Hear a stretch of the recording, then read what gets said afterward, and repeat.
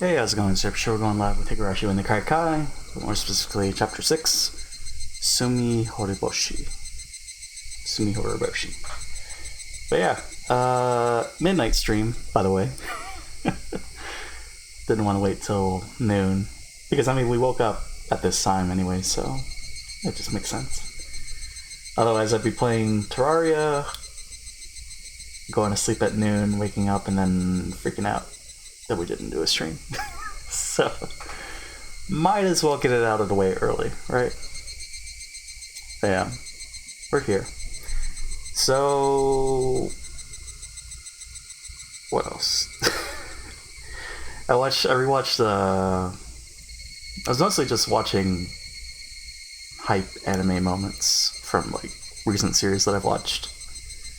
Like Demon Slayer episode 19, Attack on Titan episode 54, Hero, and then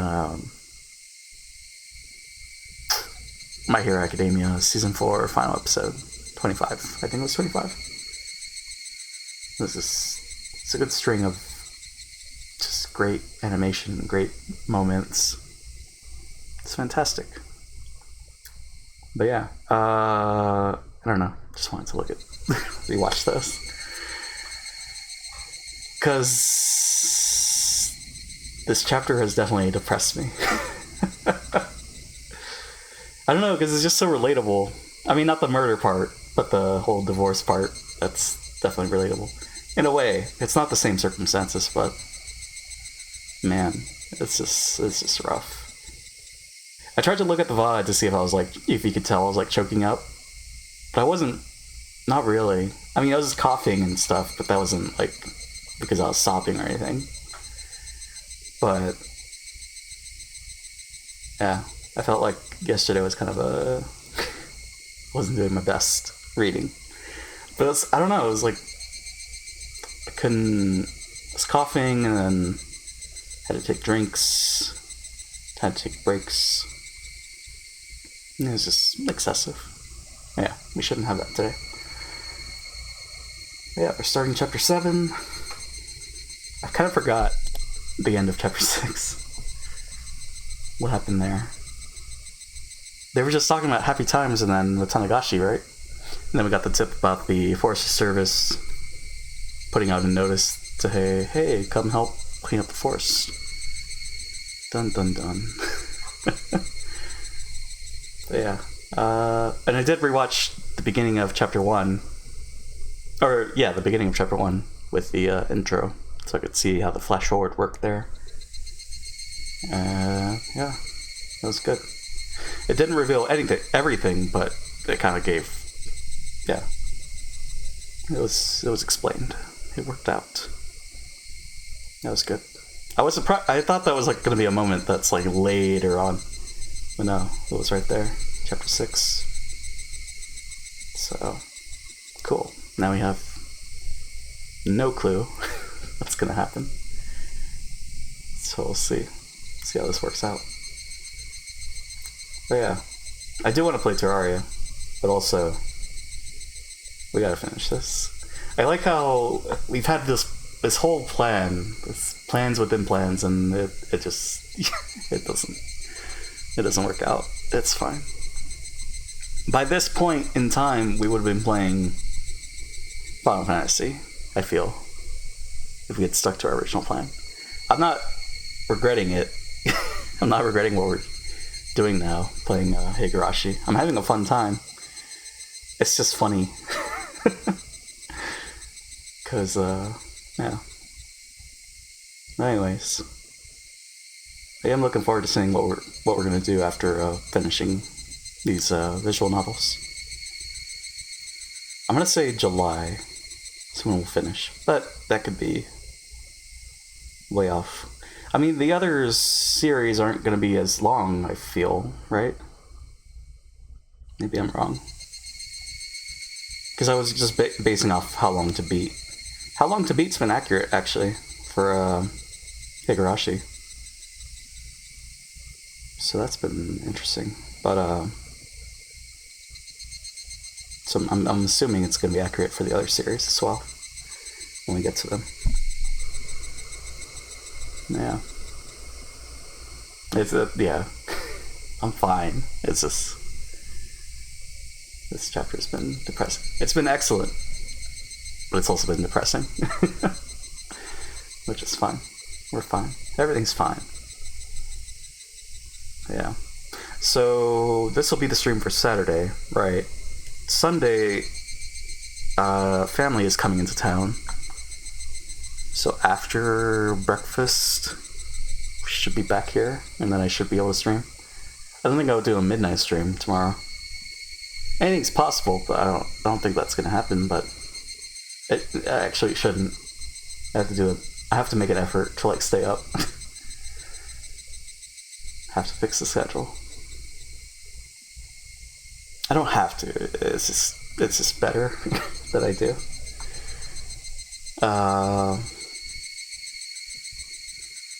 Yeah. Higurashi. Let's go. Let's continue. Let's do a Beat TV FFC. Take a sip of water. And then we're good to go. So, one moment while I sip.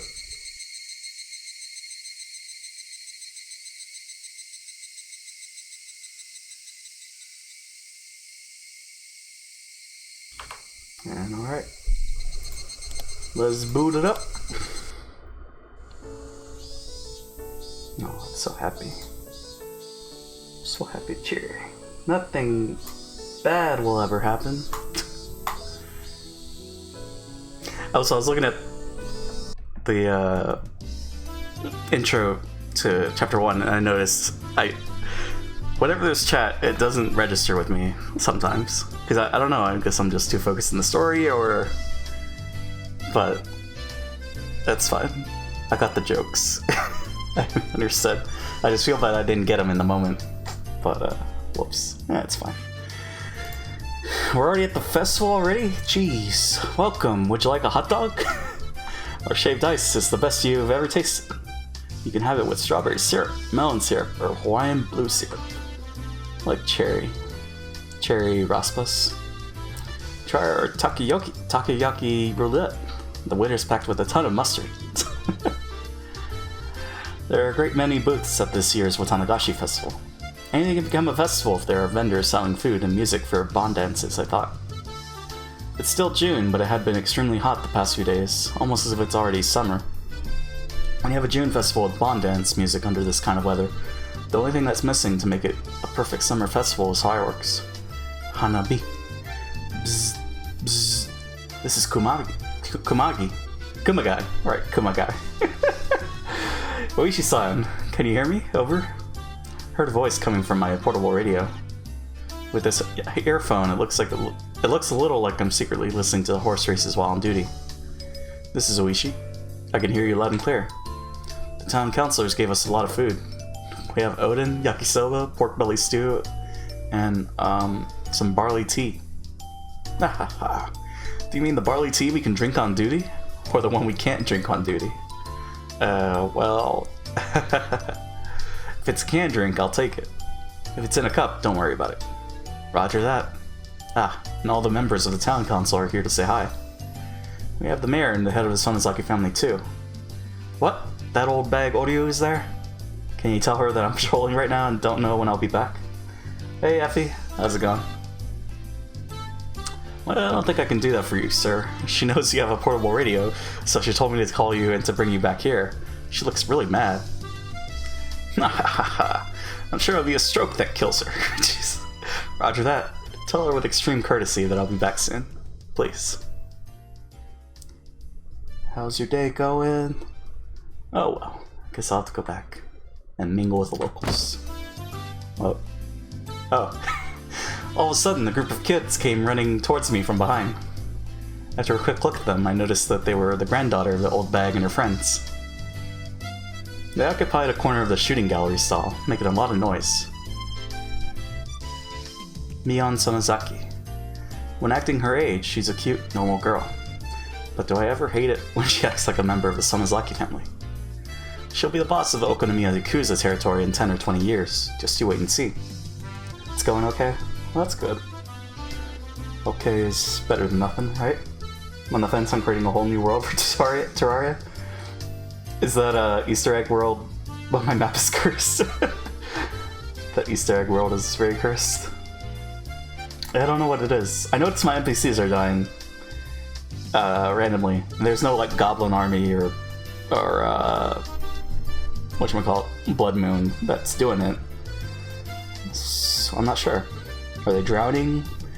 Are they just wandering into the desert and dying? May? What? You do not understand? I need to duplicate things. How creepy it is. Yeah, you said there was like a creepy laughter or something? And you had 0 monsters. And then you just see it. It's bright and early in the morning. And suddenly... what happens? Splatter sounds? Oh wait, you can hear the splatter? Oh man. Evil laughter? Oh boy. That's... man, I'll have to check it out myself. Wait, so that means... okay, I'm gonna have to change my plans, because originally I was gonna have that world be the one that I do my super creative stuff on. You're just in the caverns chilling. And all that happens. Oh boy. Yeah, I should probably reconsider. I only wanted it to be... I wanted that world to be my super creative world because it had everything in it. But I guess it doesn't really matter. I mean, you can, it won't dissuade you. No, yeah. I mean, I'll still play around with it. But... probably not for the best. If Party Girl is killing everybody. I don't know if they're coming back. They're not coming back? Oh no. Angler departed. Oh, that's right, he just left. He just left. Have you tried fast forwarding time? Pepe? Oh, that's right, you can't fish. Because you don't have angler. That's a problem. That is... Oh, you haven't? Okay. But... what? What happened? I'm scared. That's okay. Can't be scarier than Higurashi. I was looking at the achievement stats for Higurashi Chapter 1. Apparently that's the one with the least completed achievements. Like, the first achievement is like 60%, after that it's like 30%, and then after that it's 20%. And then, from then on until Chapter 6, everything's like 30 to 40% completed for everything. But Chapter 6 has like 60%. So far, like, how many achievements do we have? We have 6 achievements, all of them are like 60%. Also, I skipped. That were fun. So I guess a lot of people really enjoy Chapter 6. So I'm curious. And scared and haunted, kawaii. Well, no. Pretty sure Chapter 1 is how people decide if they want to continue. Some get to the end, some do not. E.g. me. Right. But you made it, Effie. You did it. You finished it. Completed, I should say, actually. Because you got all achievements. But yeah, it's just funny. 20%, then everything's 30, 40. Chapter 6 is 60. It's just weird, because you would think like the previous... that 60% would carry over to the previous chapters as well. But I should feel a sense of pride, but I do not. That's fine. I'm actually crying. Trust me. Are you crying? Why are you crying? Oh man. Trust me, it's internally it's a running faucet because of the story. Are you gonna talk about it, Effie? It's okay, Brandon can't hurt you. Well, I guess Keiichi can't hurt you. Pepe. Oh man. Feels depressed, man. I was talking about it in the intro, but this chapter has definitely depressed me. It's just relatable. But it's fine. I'm fine. But this is definitely the chapter that's maybe the most sad, for sure. We're getting by. Feels depression, man? Yeah. We're fine. We're getting through it. I was checking back on my VODs because I wanted to make sure that I wasn't... like, you couldn't hear me choking up. Not that that's a problem. I was just curious. And I don't think you could tell. But, hear you what? Choking up? Like crying. Well, not crying. I wasn't full-blown crying, but I was like, you know, difference in speakability. Difference in my speaking. It's fine. You cried? I didn't cry. I was just sad. But it's fine. Why were you crying? It's just sad, Effie. Chapter 6 is sad. What happened, JP? Who hurt you? It's all Retta. It's Retta's fault, Effie. Oh man. That's why I've been doing like the That's Rough Buddy Snake Had a Hard Life titles. Because I mean, this is it's very, very rough. Oh, it's random like that. You're on your own. Snake had a hard life. My girlfriend turned to the moon. That's rough, buddy. Have to make jokes about it. You're on your own. Snake. It's a Metal Gear Solid quote. Snake. There he is. Speaking of Snake, now I'm thinking of Snake Pass. Kinda want to play it. At some point. I don't know what we're playing. After the visual novel stuff, the series, definitely have to go back to Ninja Gaiden 2. Oh god, it was gonna happen. Snake package. It was gonna happen. Then Higurashi and Hat in Time and Cave Story. Oh, you were gonna play Snake Pass? Was it? Was that the next one? And I interrupted it with my requests. I mean, you started the request thing, right? Oh man. Hold on, I'm cleaning my glasses, I can't see. I can't read.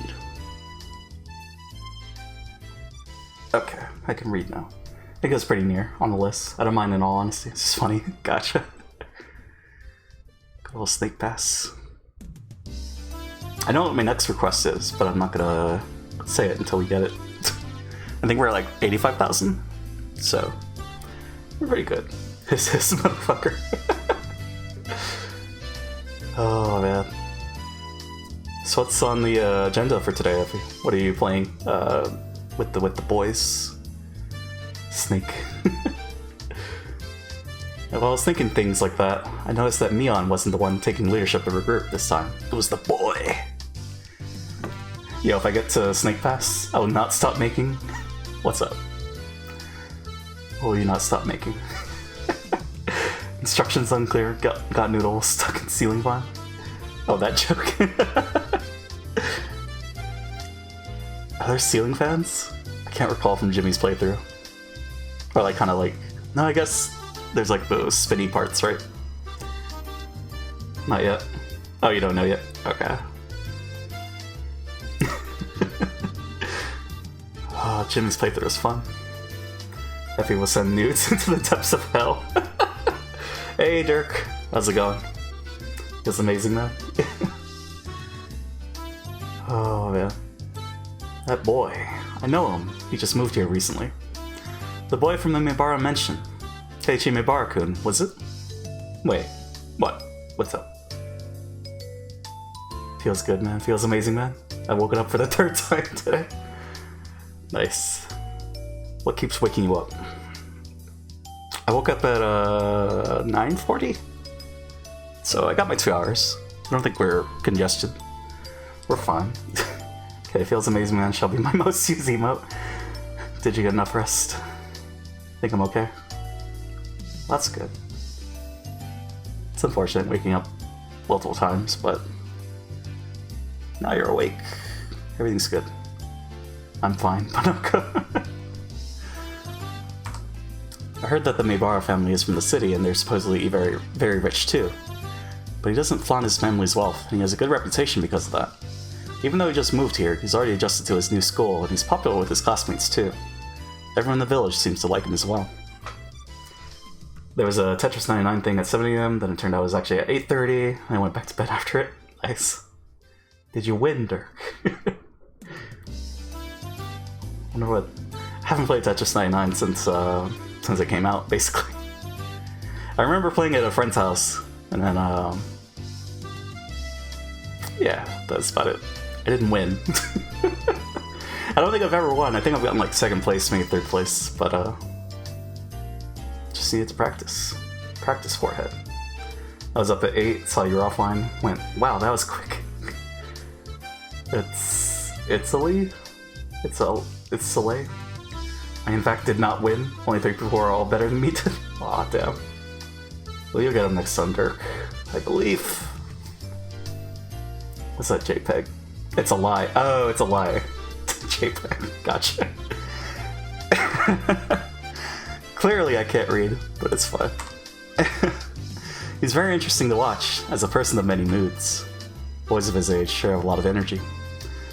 To be young again. Hey, you're up next, Rena. I was gonna say Rena. You're lucky it's your turn. Rena, are you okay? Are you feeling sick? I'm sorry. Guess I have to pass on taking a shot. Okay, you should take a break for a bit. So. Oh wait, hold on. As long as you don't confuse the 46th of February with the 24th of June, you're fine. This was in Chapter 1. 46th of February? How did that happen? 24th of June. Why did that happen? Was that during, like, reading about the dismemberment cases? It was Dirk 6 heading on mind? Oh, okay. To be young again. Did Delicious just quote the rock above Snowden and Undertale? Maybe. The rock above Snowden. Can't recall. Or is that the... No, never mind. I was gonna say it was at the building where you knock on the door, but no, that's not right. It's been so long. So that would make it my turn, no? Victory shall be mine. Oh. Looked like only 4 of them were having a good time. The girl called Rena seemed outside of that circle of smiles. Yeah, he's standing outside the building. Gotcha. I cannot read Delicious on its own without having to switch gears and go, it's not my pig in Monster Hunter. Your pig in Monster Hunter is named Delicious. Nice. Yeah, it's been so long since I played Undertale. I still have to play Deltarune, but we know how that's gonna go. Well, I mean, I should rephrase.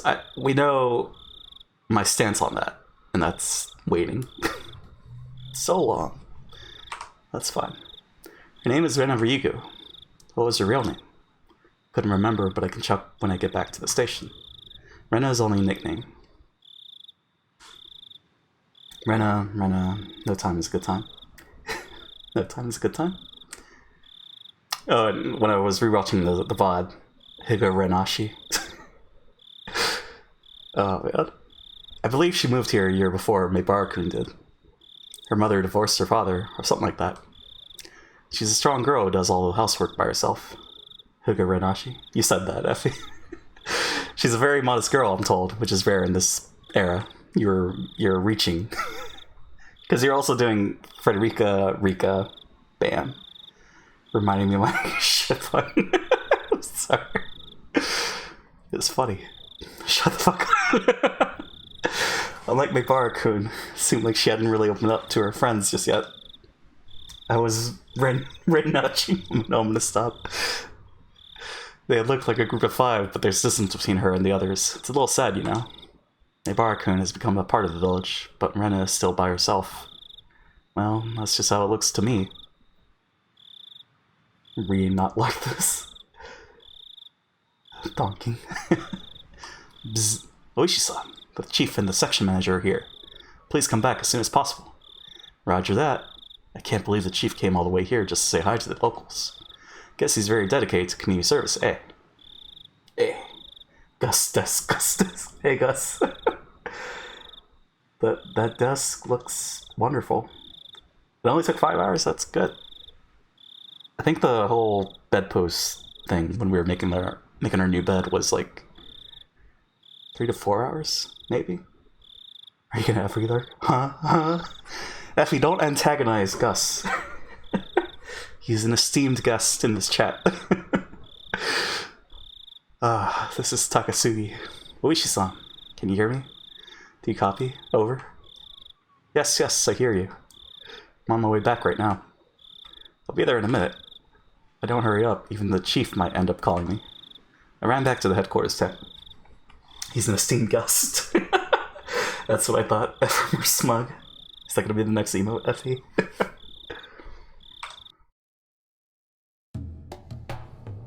What would that look like, I wonder? Smugger.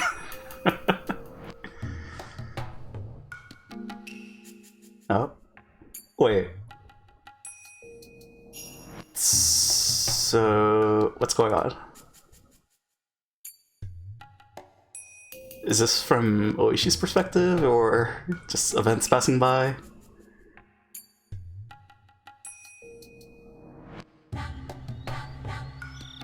Oishi-san, Dr. Irie is here. I guess time's just passing by. Now once I have my new keyboard, the setup will be complete. Nice. What kind of keyboard are you getting? Yo, that moon look like shit. Wow, making fun of Rikishi's photography. Oishi-san, Dr. Irie is here. Oh, thank you so much for coming. So what do you think, Dr. Irie? Oishi entered the cordoned off area. In there, people from forensics were taking pictures of the corpses from various angles. Irie was squatting down next to the dead body of Jiro Tomatake. When he stood up, he looked pale. Not sure because I'm not an expert? Okay. Right, and you don't like mechanical keyboards. Hey, I'm not an expert on that feat. Yo, guys, so you're watching Kaguya-sama? Oh yeah. Can't believe it. I know, I can't believe it either. As far as I see, he clawed out his throat. With his bare hands. This isn't a normal way to go. Most likely it was the cause of some drug or something. Are you saying he was a drug addict? Drug addict. Words. Who knows? Guess it's gonna be my job to find that out. Who's this man? But it's chiclet style. I like those kind of keyboards. Oh, right. The ones that are the laptop, right? Looks like an asshole. That's Detective Delicious Effie. Ugh, mechanical keyboards drive me nuts. But I remembered. The dude on the right. Ch.6. Glasses flashing PogChamp. That's Coach Irie. It's the coach. You think he looks like an asshole? I thought Irie was the lady's name? It's possible. I mean, it can be, right? It's her name. I forgot what Coach's... what the first name is. He has 2 glasses. He's gotta have, he's gotta mix it up. Sunglasses and then regular glasses. You don't do that, Effie? You don't trust a person with 1 pair? I mean, that's what I do. Oishi-san, what's with this 2x4? Maybe. He was swinging it around? Then he threw it away. Had more fun clawing at his throat, I guess. What I'm saying is, don't trust me. When someone told him to grow a pair, he got confused. Why was he swinging a piece of lumber around? Probably did it in self-defense. Did you notice there are several external injuries on his body? Yes, I can see some bruises. The easiest explanation I can think of is that he was attacked by someone on his way home to Okutamiya from the festival. He was seized by the culprit, given a shot of some kind of dangerous drug, went crazy, and died. Never heard of any drug that can make people claw out their throats. Not a specialist, but many drug addicts injure themselves when they're in a terminal condition. Well, I'm sure the old man in forensics will take care of the investigation. Excuse me, Oishi-san. Found a bicycle believed to belong to Jiro Tomatake about 100 meters away from here. So she drove the bike... Oh. She drove away... Put the bike away? Oh, that's great. Thanks for the find. Any other clues? Not yet. They're investigating it right now. So that means... the place where the bicycle was found is most likely the place he was attacked. I gotcha. So she would draw him away from the other crime scene. Then he ran away from the suspect and ended up here. Oishi frowned, crossing his arms in front of his chest. Irie was looking at the miserable corpse of Tomatake and kept saying the same thing over and over. It's impossible. It's just impossible. Impossible? Doctor, it happened, so it's possible, okay? Try to think flexibly. Although I get that you don't really see something like this every day, despite being a doctor. Anyway, thanks for your cooperation. You can go home now. We called you here for emergency medical care, but it looks like it was a waste of a trip. Sorry. At least she stuck his head out of the blue of the tent and asks, can anybody give him a ride home? You're impossible. But okay.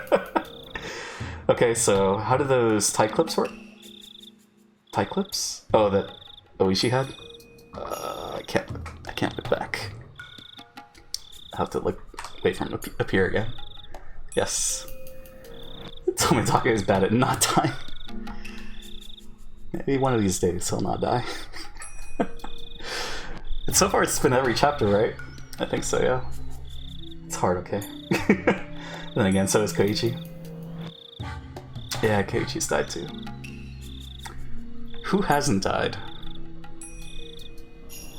I mean, Rena in chapter 2. Rena in chapter 5.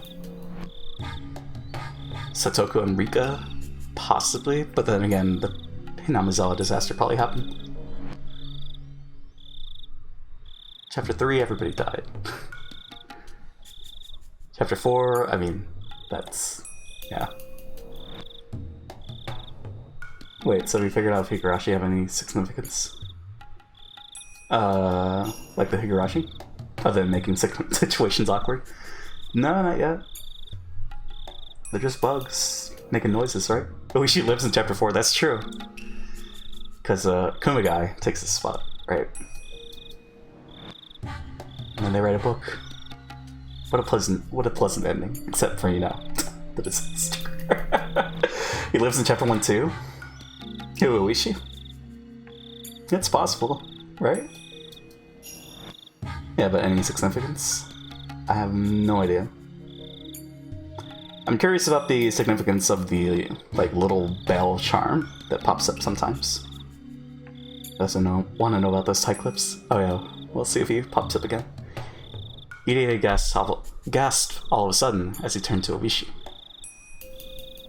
What about Takano-san? What happened to Takano-san? There he is. There's the tie clips. He's just got style, Effie. All those suspenders. You could put like a $1 bill in there, you know? Okay, explain takes notes. It's not a fashion designer. That's up to Rena and her dad and her mom. If you put a $1 bill there, what's up? Someone pull a tie? I guess so. How long can he go throughout the day with a $1 bill there? He keeps his mahjong tiles there? That's what it is. So what the fuck? What? Also, he looks a little feminine there. I never noticed Dr. Ide. Did I never see Ide's original sprite? Interesting. That'd be thick. I wish he was a thick boy. But is he chunky? Big chungus.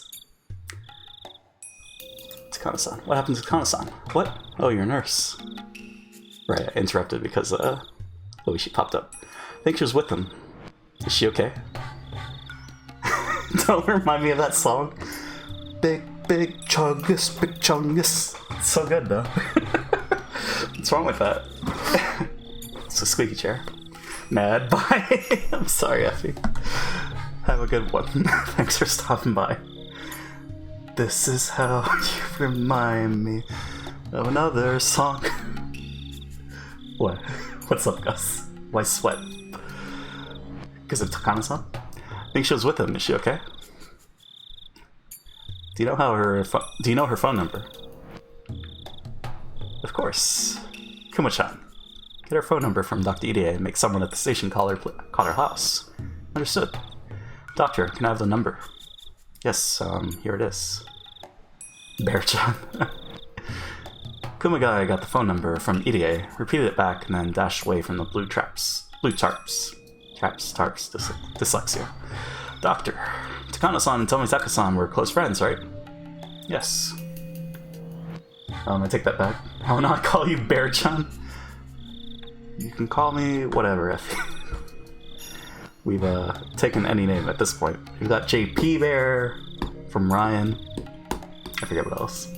That moon looks like shit ain't shit. Also, it's got like the continents on it. Kuma-chan, Bear-chan. Oh, I see. That makes sense. Have you heard about any troubles between them? What face? No, not even once. You're very close. Well, I hope she's okay. In the worst case, she could be dead, or she could be the culprit. I see. Nurses have access to dangerous drugs. We don't have anything like that in my clinic. Even if we did, we'd be extra careful with them. There's no way Takano-san could smuggle out a drug from my clinic. But it's easier for nurses to do it than for regular people, right? Like I said, I've never heard of a drug like that, and I don't have anything like that in my clinic. I don't know why I didn't think of Kuma Bear. We have this Kuma ice cream place that's close by. It's pretty good. Did I say close by? I mean it's like an hour drive away from where I live. Oishi-san, she isn't at home. Standby unit says they're gonna go to her house to check. Doctor, can you give me her address? Talking badly of the nurses in this day and age. Oishi/Kuma. Chan is very capital.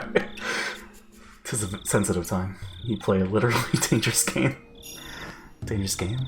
Kuma-chan, can you also check if police headquarters has found any unidentified female bodies tonight? Maybe we should check the other prefectures too. Tell the section manager if he can call the headquarters in the nearby prefectures and ask if they have any unidentified female bodies. Yes, sir. Are you saying that Takano-san might also be dead? Literally dangerous game. It's 1:41 p.m. and I've had coffee. Nice. You've wired up, Effie? Well, I don't know. I don't know if she's dead or if she's the culprit. Of course, it's possible she's not involved at all. She might just be getting drunk in a bar somewhere. It's unbelievable. Who does things like this?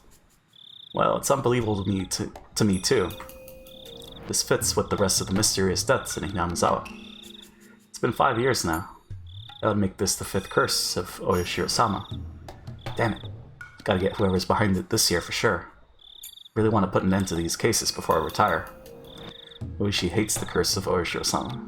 I've been leading him around by the nose for 5 consecutive years. The important question here is, how do I catch Weedle? Does Rika say, Okai koto? You cut it off. I'm sorry, I'm gonna BRB. Sounds good, F8. How do I catch Weedle? Just throw a Pokeball, right? The victim of the first year, the manager of the damn construction site, was his friend. Despite his desire to avenge his friend, the mystery had only deepened, and one case followed another year after year. Monk ass. Oishi would be retiring next March. As a retiree, he'd be able to ask about the progress of the investigation, but he wouldn't be able to take the initiative anymore. In other words, this year was his last chance for revenge. Would he have to put his head in the lion's mouth to capture the culprit? Oishi quietly clenched his fist. Is there something I missed? Mystery had only deepened. Right. Yeah. The manager was his friend. Okay. I believe that this maze has an exit. Maze is a very convenient word. A maze always has an exit. You don't call it a maze if it doesn't have one. I know I'm on the right path towards the exit of this maze. I used to miss these minor divergences. But now I don't miss anything. I don't make any mistakes. This time I could feel a response that was different than all the other times. I'm sure I can finally get to the exit of this maze. But no matter which path I choose to come to this point, Jiro Tomitake always does. I returned at a bad time. That's fine. Maze? This must be Minorikawa talking. Okay, Tom. The maze isn't for you. Is that the quote? Forget. I'm gonna try and see if I can eat through Duncan. I thought you finished it. Or is there, like, achievements and stuff? Different routes? I guess don't tell me. Never mind. Forget I asked. Because we're not playing that for, like, a while. Right. That'll be the second to last thing that we play. Rena had been sick ever since that day. She hadn't been able to join in on club activities as often since. Yeah, I still feel feverish. You do, huh? That's a pity. Hey, Rena, why don't you just try and play with us today? I think you'll feel a lot better if you blow off some steam with us. Mm-hmm. You got this old man's agreement. You think so? Do you? Yeah, yeet. I have, but yes, the grind is long. Gotcha. I see. Dab. What you eatin', Gus? Sometimes resting too much is bad for you. She's telling that to me. They're quite correct. All illness comes from the mind, don't you know? Everybody has suspected for a while that Rena isn't really sick, at least physically. Monk ass. It's just that many things happened to her at once. She caught a mental cold. I'm also on the fence about whether or not I want to resume it at 8:30. I do not have good times to get achievements. Cough. 8:30. Oh, is that before your stream? That's why I thought she would get better once she played with us, just like we used to. It seemed like Rena was aware of that too. She knew that she had to get out of her state of depression soon. She wanted to get better, and she wanted to have fun again every day. That's not important. Okay. Rika-chan. There she is. Okay, I'll do it. Great. That's the spirit. Considering the fact that Rena is still recovering from her illness, let's play a tabletop game today. Let me see. Neon started rummaging through her locker, humming to herself. She took one game after another from the locker and put them aside. That locker definitely didn't obey the laws of physics. The amount of games she took out from the locker was more than what it could physically hold. Oh, I forgot about this one. Let's try this. Today we'll be playing this detective game. Oh, what's that? Sounds interesting. It's not going to trigger Rena, is it? Well, this is a game where you guess the culprit, the murder weapon, and the scene of the crime. Oh hey, they played this before. It's a game where you use your brain. You'll pick it up as you play. All you need to do is note down the information you have. Wasn't this... Right, this is the game that Keiichi and Rena were losing, and then Keiichi stepped away, and then he got into the car with Higurashi, right? Ho ho ho. In other words, you need to learn the trick of note-taking. This is a game for intelligent people like myself. Okay, Stoka. The rules don't seem that difficult. In short, it's a game where you sound out the cards each player holds in order to try and reason out the identity of the cards first drawn out of the deck. There are plenty of games in different formats where you try to identify something hidden in the least number of steps. This one just happens to be a competitive one of those. Yeah, it's like Ludo without a board. Right. The key to winning this game would be how well you can organize your information. We usually like to play athletic games so that you can run around a lot. We can run around a lot, but in our club, you have to excel both academically and athletically. Alright, this is gonna be great. Let's play! Rena, do you remember how we still haven't decided the winner of the water gun battle? I'm gonna sell it today, once and for all. Oh, are you? Then I'm not gonna go easy on you. The headcanon is that Neon imported it from America, but couldn't find the English instructions, so she made up her own game? I see. She just has the cards. That'd be silly. That's possible. Funky. If Rena is getting serious, I'll have to get serious too. Yes, indeed. Since that water gun battle, I've reevaluated Keiichi-san and Rena-san. I'm gonna be merciless today.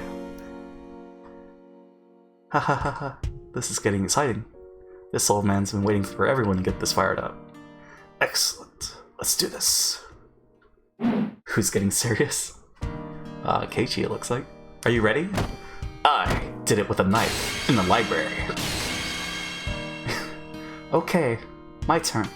Keiichi-kun did it with poison in the hall. My turn. Mion did it with a pistol in the lounge. All the sound effects. You're holding the pistol, aren't you? You're bluffing.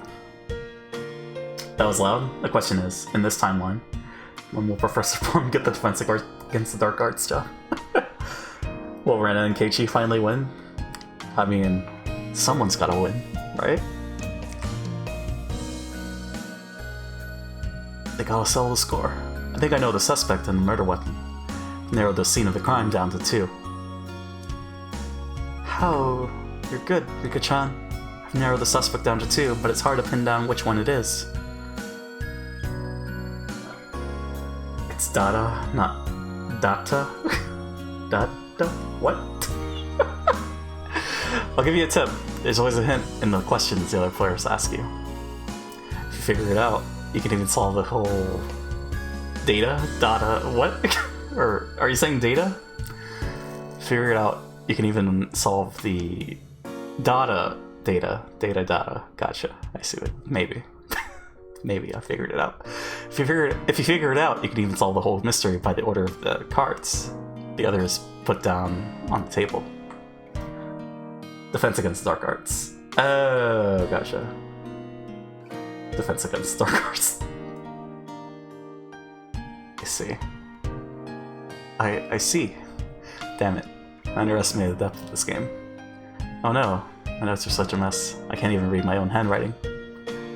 I'm being too nerdy and stretching. Okay, Snape. I like how I assume it's just... It's gonna be about my pronunciation. But it's not. It's fine. I'm fine. Once you acquire the skill of note-taking, you'll have a 70% chance to win this game. But even a 70% chance won't be enough to defeat me. Kinda knew I didn't stand a chance of winning this game, but I gradually started picking it up. He just has to beat Rena. Rena seemed to be getting her energy back as she played along. It was the right decision to force her to play with us today. That was... Oh, not capital T. I see. Neon's fine. Is a better smug face than your emotes. Maybe there's one out there.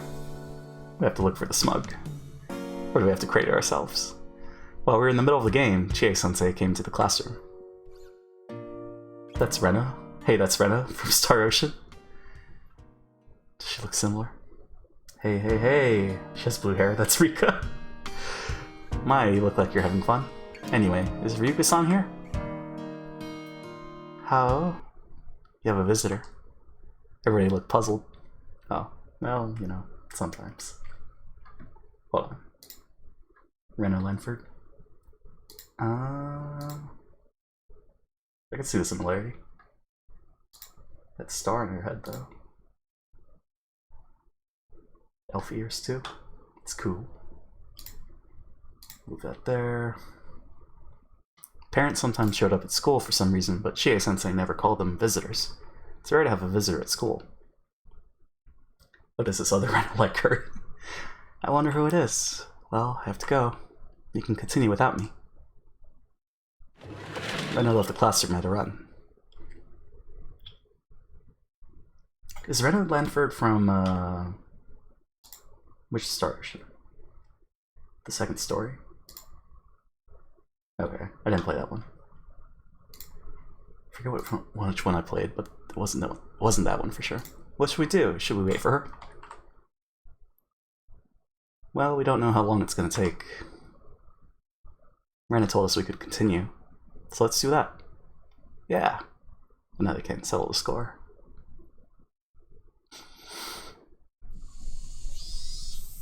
Around the entrance, the glaring sun and the cool shade made for a clear contrast.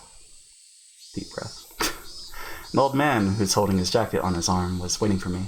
It looked like he was overheating, and his tie was limp. Are you Ryugu-san? Reina Ryugu-san? Ever since Rina called me Reina, I've hated that name more than ever. Because of that, I didn't have a good first impression of this man. Yes, that's me. May I ask who you are? My car is air conditioning, so why don't we move this into there? Aren't you hot out here? So now she's taking the place of Keiichi. Okay. He ignored my question and started walking towards the car parked in front of the school gate. If he wanted to talk about something normal, he would have used the teacher's office. But he wanted to talk in his car instead. Couldn't help but feel suspicious. I don't know. Why is text? Like, slash me? Because we're from Rena's perspective. Chie-sensei let him see me, though. That meant he wasn't a suspicious individual as far as she was concerned. Who was he? She doesn't know Oishi? Pink. Because Rena's text is cute? No. I don't bite, you know. Please, this way. He called out to me while opening the rear door. So cute. Is he a policeman? Did the police find out that I killed those two? Calm down, Rena. I felt anxious all of a sudden. Was this what they called a voluntary interview? Didn't want to go into that car. Don't go in that car. But if I rejected his offer, it'd only make me look suspicious. Be a shave, I think. I prepared myself and got in. I think the mustache has to go. It was really cold inside the car. Car AC must cost a fortune. At least my father's car doesn't have one. Please let me know if it's too cold. I like keeping it that way. So what's this talk about? In retaliation, I ignored his question and got to the point like he did. He pulled a small notebook out of his breast pocket and flipped through it. He picked out a photo from it. He doesn't have a breast pocket. The photo showed the face of a goofy-looking man. Dyslexia today? Please tell me if there's anything you know about this person. The man in the picture was expressionless and looked half asleep. Sometimes you can't even recognize your own family members in a photo where they don't have an expression. So there's no way I would recognize a person who wasn't related to me. But anyway, that was a bit of a relief. This had nothing to do with Rina or her partner. No, groovy. Who are you playing as? We're playing as Rena right now. There were scribbles on a shirt, and we found the signatures of students at this school, including yours, Ryugu-san. Why does he choose Rena? Well, I guess because he noticed that she was distant from the other group? From the group members? You're playing as Gus. Smug. Is this Tomitaku-san? I don't feel his usual carefree unreliableness from this picture at all. From this half-awake, emotionless face. How about this woman, then? I knew it was going to show. Her name's Mio-san. Mio Takano-san. When did you see them last? It goes right after the Watanagashi festival. Didn't you notice anything strange? Anything? Please tell me. There's no space after that period. Did something happen to them? Nope. I hardly can pay attention to the stream sometimes. It's all good. Yeah! I got it! To tell you the truth, I wasn't sure if it was Rena or Mion. So you gambled? How risky. Doesn't matter how he won. What matters is that he won. What was that? A bomb? Explosion of some sort. Oh, Rena. Welcome back. What took you so long? Mion noticed that Rena had returned. She looked exhausted. I have no idea what she talked about with the visitor, but it was obvious it wasn't something fun. Rena, are you okay? What? What's okay? What? She's flustered. Talking about you. You look pale. Are you sure you're alright? Rena tried to convince us she was fine, but her face clouded over for a moment and she decided to leave early. Shouldn't have forced her to join the game. I was regretting it a little. Rena probably forced herself to play with us, even though she wasn't feeling well at all. I thought the whole thing was that they weren't going to keep secrets. Boing? Any blush? Question mark? I don't think there's gonna be a boing. Miranda put her stuff in her bag, apologized to us for leaving early, left the classroom. I guess they're not there yet. Well, she's gone now. Guess we have to keep playing until we have a loser. That's right. Whose turn is it? Me. Okay, Rika-chan. Come on. Damn. So, right, because they're talking about Oishiro-san's curse, so that's gonna get her paranoid.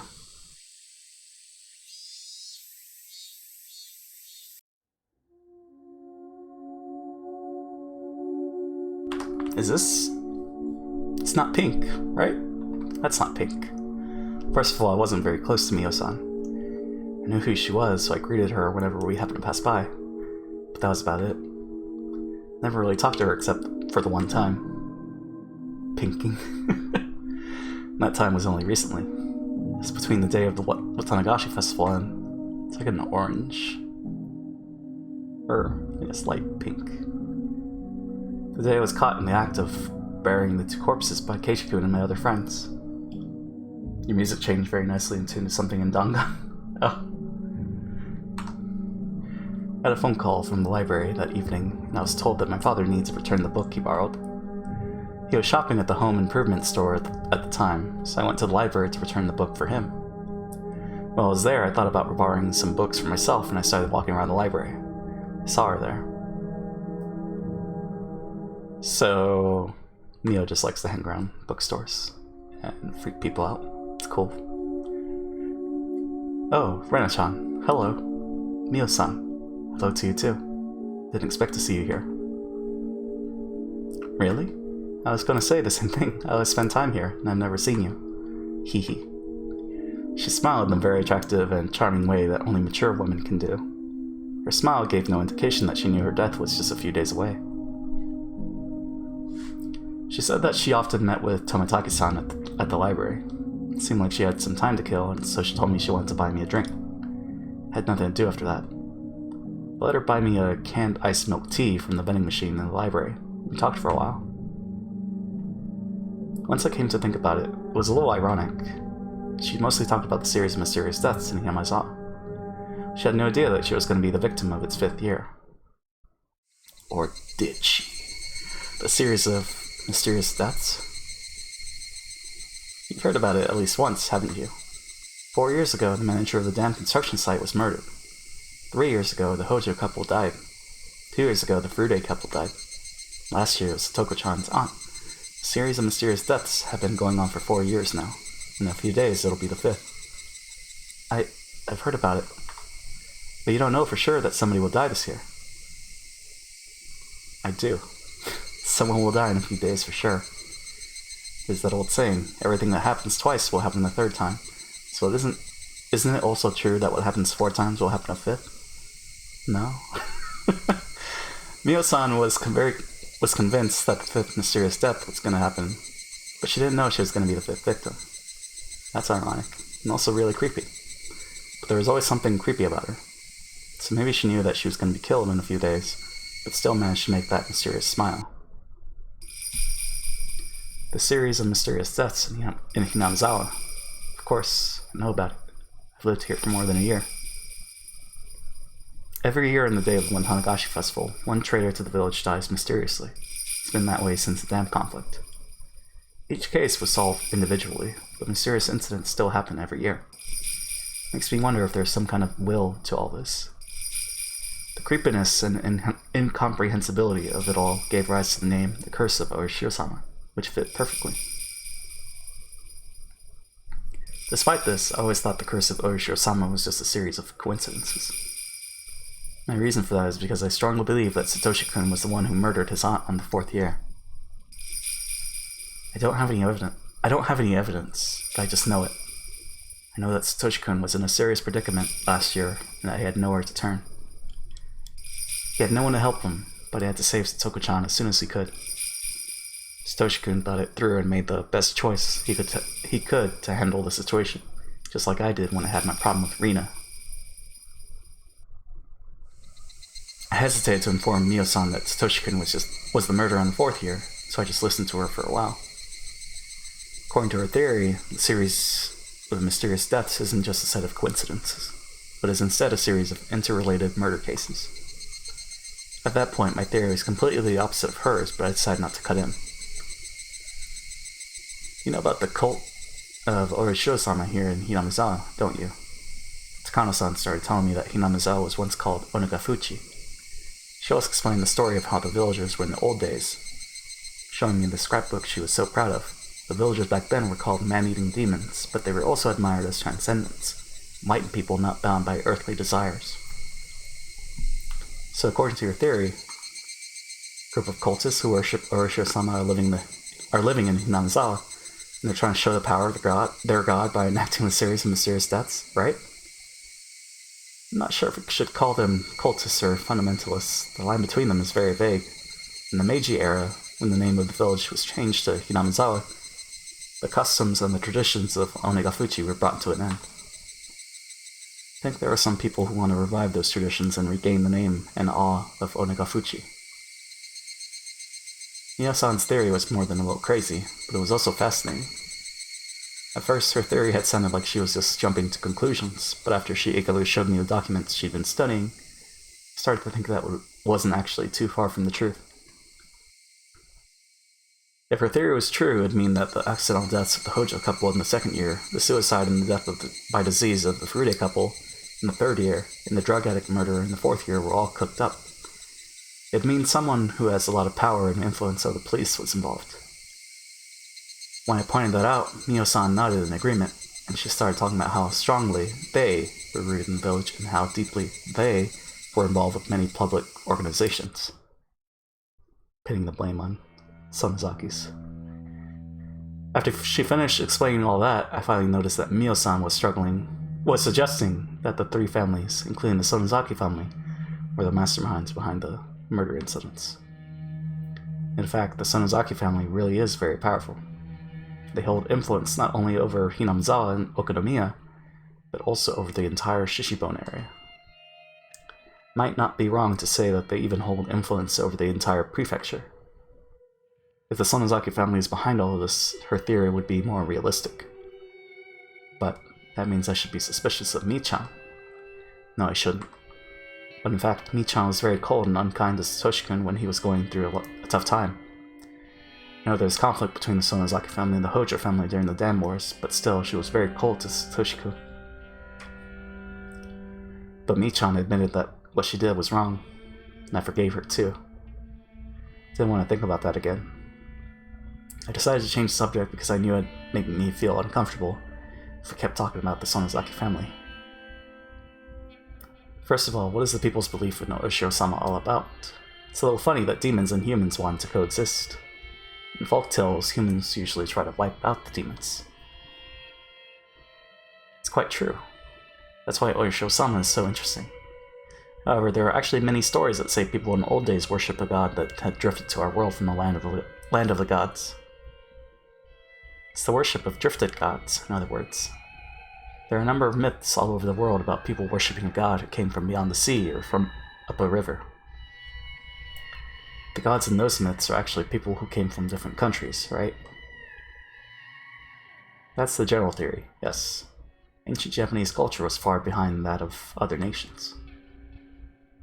When Japanese people in those days saw a foreigner from a developed country, they were so impressed with the knowledge of the person had that they started worshipping them as a god. That's one theory. I've heard that red oni and blue oni were actually foreigners who drifted ashore in Japan because their boats got shipwrecked. The Japanese may have created tengu out of foreigners too. They probably saw a foreigner who had a reddish skin with a very long nose. Indians, I guess? Sidebar, does that mean I can now ask what spooked you in chapter 2? You can!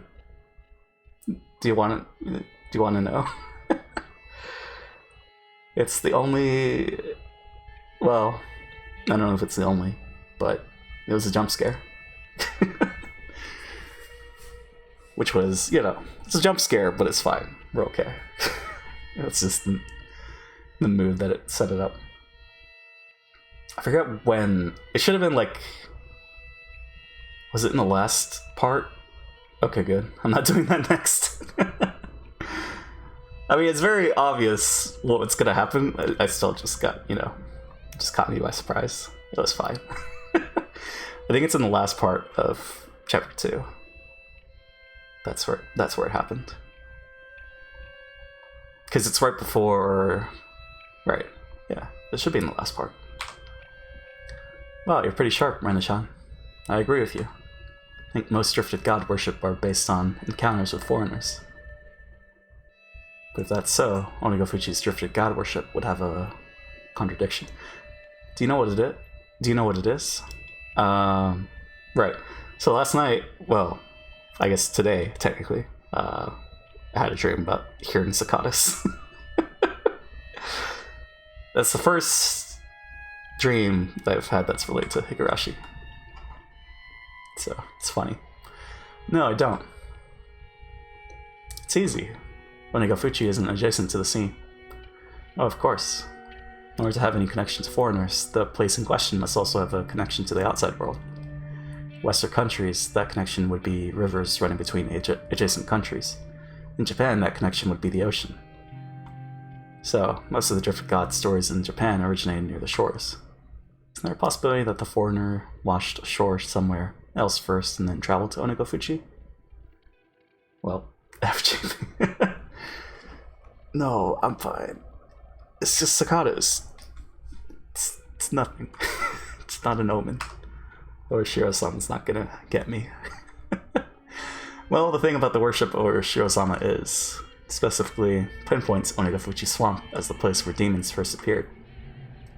The swamp isn't connected to any rivers, so how could a foreigner wash up there? That's why the mystery of Oshiro-sama is so interesting. Yet. How much do you know about the legend of Oshiro-sama? I just read a picture book about it at school. I feel like I know a lot about it, but I actually don't. I just have an extreme fear of the rule not to leave Hinamizawa. After all, my life went wrong after I left. I felt dizzy when I tried to think about it further, so I stopped. When everything went wrong in Ibaraki, I met Oshiro-sama, and he told me to go back to Hinamizawa. No. I'll get dizzy. Don't try to remember. Don't try to remember. I can't remember. Can't remember. I got desperate because I felt responsible for the divorce. I just used Oshiro-sama as an excuse for my mental instability. I told my father I wanted to go back to Hinamizawa, right? But wait. Oshiro-sama did come to me. Oh no. Colors are too dazzling. I can only remember the vivid color of the pills and the dizziness. Poor Rena. That's all you need to know. The demons came out of Onigofuchi Swamp, and they attacked the villagers. Oshiro-sama saw it and came down to save the villagers from the demons by exiling them to hell. The demons cried, and the villagers felt bad for them. They decided to let the demons live in the village with them. Oshiro-sama was impressed by the kind hearts of the villagers, so he gave human forms to the demons and let them coexist. The blood of the demons blended with that of the villagers as they lived alongside each other. That's exactly what I read in the book. I felt dizzy, like I was gonna faint, because I touched the one memory I didn't want to. Akume when they cry? Did I just? What? Akuma when they cry. Akuma from Street Fighter? People say that most myths are based on an event of some sort that happened long ago. What event do you think is the truth behind this myth? Because I was still feeling dizzy, all I could do was tilt my head quizzically. Chef tilt. Akuma Mata. Akuma equals demon. Okay. I see. Oni is ogre. Is that right? Oh. Chair adjusted. It seemed like Mio-san was expecting that response because she smiled, looking satisfied that she successfully made me confused. She took a scrapbook out of her paper bag. Now I'm thinking of Monogatari. I'll let you borrow this for a while. But thank you. But don't worry, just read it whenever you have some time to kill. I want to know what you think about the things written in the scrapbook. I like to know, even if you disagree with me, because you really are very sharp. Jiro-san isn't interested in things like this at all, so I appreciate your input. I had little choice but to take the scrapbook. Apparently Mio-san came to the library often, so I figured I could return it to her whenever I came to return my books. However, the day I'd returned the scrapbook to Mio-san never came. Baka Monogatari. But it's so good, Effie. What's wrong? You don't look good. When was that? 2016? 2017? It was like around there that I watched it. Or maybe 2018, because whenever the last movie came out, that's when I had watched it. I don't know. I have nothing against it. Right, it was just the art that was throwing me off, or... What's wrong? You don't look good. Are you feeling okay? I caught a summer cold. Still recovering from it. It wasn't the summer cold that was making me feel dizzy. Because Zoku came out last year, right? I think so. I always get dizzy when I try to remember the time I met Oishiro-sama in Ibaraki. I mustered all my courage and asked her. My memory of those days in Ibaraki is blurry. I know I met Oishiro-sama. Nobody believed me, and they told me that it was a hallucination. But I thought Mio-san would listen to me. Oh, jeez. Mio-san. Can I talk to you about something? Yes, of course. You listen to me, so it's my turn. My turn to listen to you.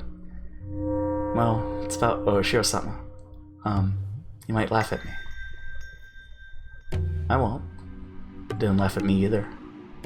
That's fair. Mio-san said it in a very gentle, mature way that encouraged me. Even so, I still hesitated to talk, but there was probably nobody but Mio-san with whom I could talk about something like this. I gathered my courage again and spoke. I have met Oishiro-sama. You have? Yes. I used to live in Hinamizawa until right before I went to elementary school. But my mother got a job in Ibaraki, so we moved. Well, you know what that means, right? Yes, I do. You broke the rule of Oishiro-sama, which is to never leave Hinamizawa. That's right. And then, many things happened. My mother divorced my father and my family was broken. I got desperate and did some bad things. Must have been terrible. Then what happened? I started hating everything in this world. I started to feel like everybody who was happy was looking down on me. That's when the mysterious existence started to appear. You mean Oishiro-sama? She might can use it music while I'm cleaning. Cough. The first time it came to me was, please don't tell anybody about this. It was when I started injuring myself by cutting my body with a knife. Cut my neck. Something very dirty and gross came out with the blood from the wound. Wait, what? Oh. Poor Rena. It was, is it very jarring, Effie, hearing this music? I'm not gonna laugh. Go on. The chill I felt at the time came back to me. I sealed that memory away, so that I wouldn't have to remember ever again. But once I unsealed it, I started remembering things one after another. Yes, back then, there was something in the blood, something crawling. It was countless dark red maggots. They squirmed up and out from my neck with each drop of blood. But they wanted to stay in my body, so they crawled back in through the cut. Didn't want those creepy things to get back inside my body, so I clawed at the cut in my neck to get them out. But it hurt so much, and it only made my hands and neck bloody. Got scared all of a sudden. I was scared because I thought there were that many nasty maggots in my blood vessels. So I cut a blood vessel on my thigh just to see how it looked. I thought I could see it better if it was my thigh. Then they oozed out from there too, so many of them. I understand, Ryuga-san, so please calm down. This is not pleasant imagery. No, you don't understand. The maggots come out with my blood, but then they try to get back inside my veins. Really, really itches. Ah. Please, bring a doctor. No, don't claw at it like that. Bring me a sedative. Hurry. Hold her down. Please, kill the maggots in my veins. Please, take all the blood out of my body and flush my veins out. There's so many of them in there. Why don't you believe me? I'll show you. You'll believe me if you see them, right? I don't want to get any more shots. No. Manga maggots. Yeah, it's a little... Yeah. Calm down, okay? Neo-san sat next to me and held my hands tightly. Her touch brought me back to reality. Kaboom. Maggot S, actually. So, what happened? Nobody believed me, but then he showed up. Orishiro-sama came to me. The memory was very vague, and I saw flickering lights. It made it difficult for me to remember. I met Orishiro-sama. That sentence is all I remembered. The memory of actually meeting Orishiro-sama was unbelievably vague. After I got out of the hospital, I continued being treated at home. I still felt something moving in my veins, so I wanted to cut my body to make the blood ooze out so that I could make sure that there were no maggots in there. Usually I was sleeping like the dead because of the strong pills I was taking. One day I forgot to take the pill, and my consciousness was very clear. I felt the maggots moving in my veins, and I felt the urge to look inside. I cut a vein on my wrist. I knew it. A lot of blood and many dusky red maggots came out from the wound. I wanted to wash them off before they crawled back inside me, so I put my wrist under running water in the bathroom sink, and I tried to open the vein. Oh, man. Well, this I don't relate to, but water, blood, and maggots ran down to the drain. Just like squeezing out the pus from a pimple, I squeezed the vein to get rid of the dirty blood and the maggots. I kept doing it. Crawl in my skin. I kept doing it. My arms started to feel numb. I felt cold. Hey, it was numb. But I kept doing it. I thought I might die from losing too much blood, but I kept doing it. My body was filled with maggots, and I had to squeeze it. I had to squeeze all my blood out of me. No, I heard it before I read it. And then, a very bright light shone upon me. It was a very bizarre sensation. I had never experienced anything like it in my life. All of a sudden, the dark bathroom was filled with a bright light. It was very bright but gentle. It wasn't like the light from the merciless forest and bold. It was very warm and gentle. That was Orishiro-sama. Was she home when this happened? Because then I would just say it was her dad, but... Higurashi has nice piano tunes, but I'll never want to play them. You wouldn't want to play the tunes? Or do you mean play the game to hear the tunes? Or both. Orishiro-sama was looking at me with gentleness and sadness in his eyes. As he touched my wound, the maggots started melting and disappeared in front of my eyes. That wasn't all. All the maggots that were moving throughout all my veins disappeared too. I would never ever want to play them on piano. Gotcha. Why not? Orishiro-sama taught me. These maggots were the curse.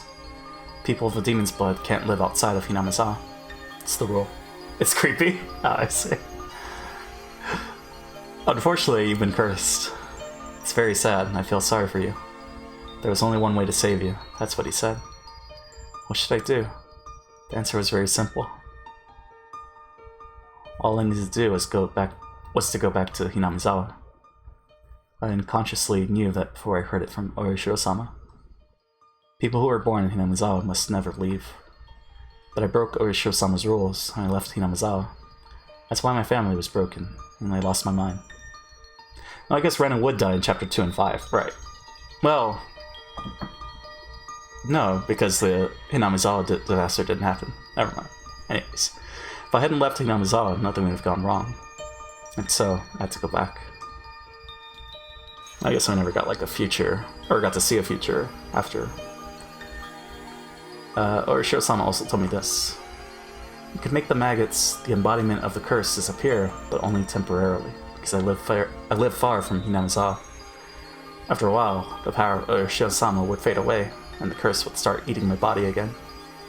that happened, the maggots would take over my body, and I would go insane and die.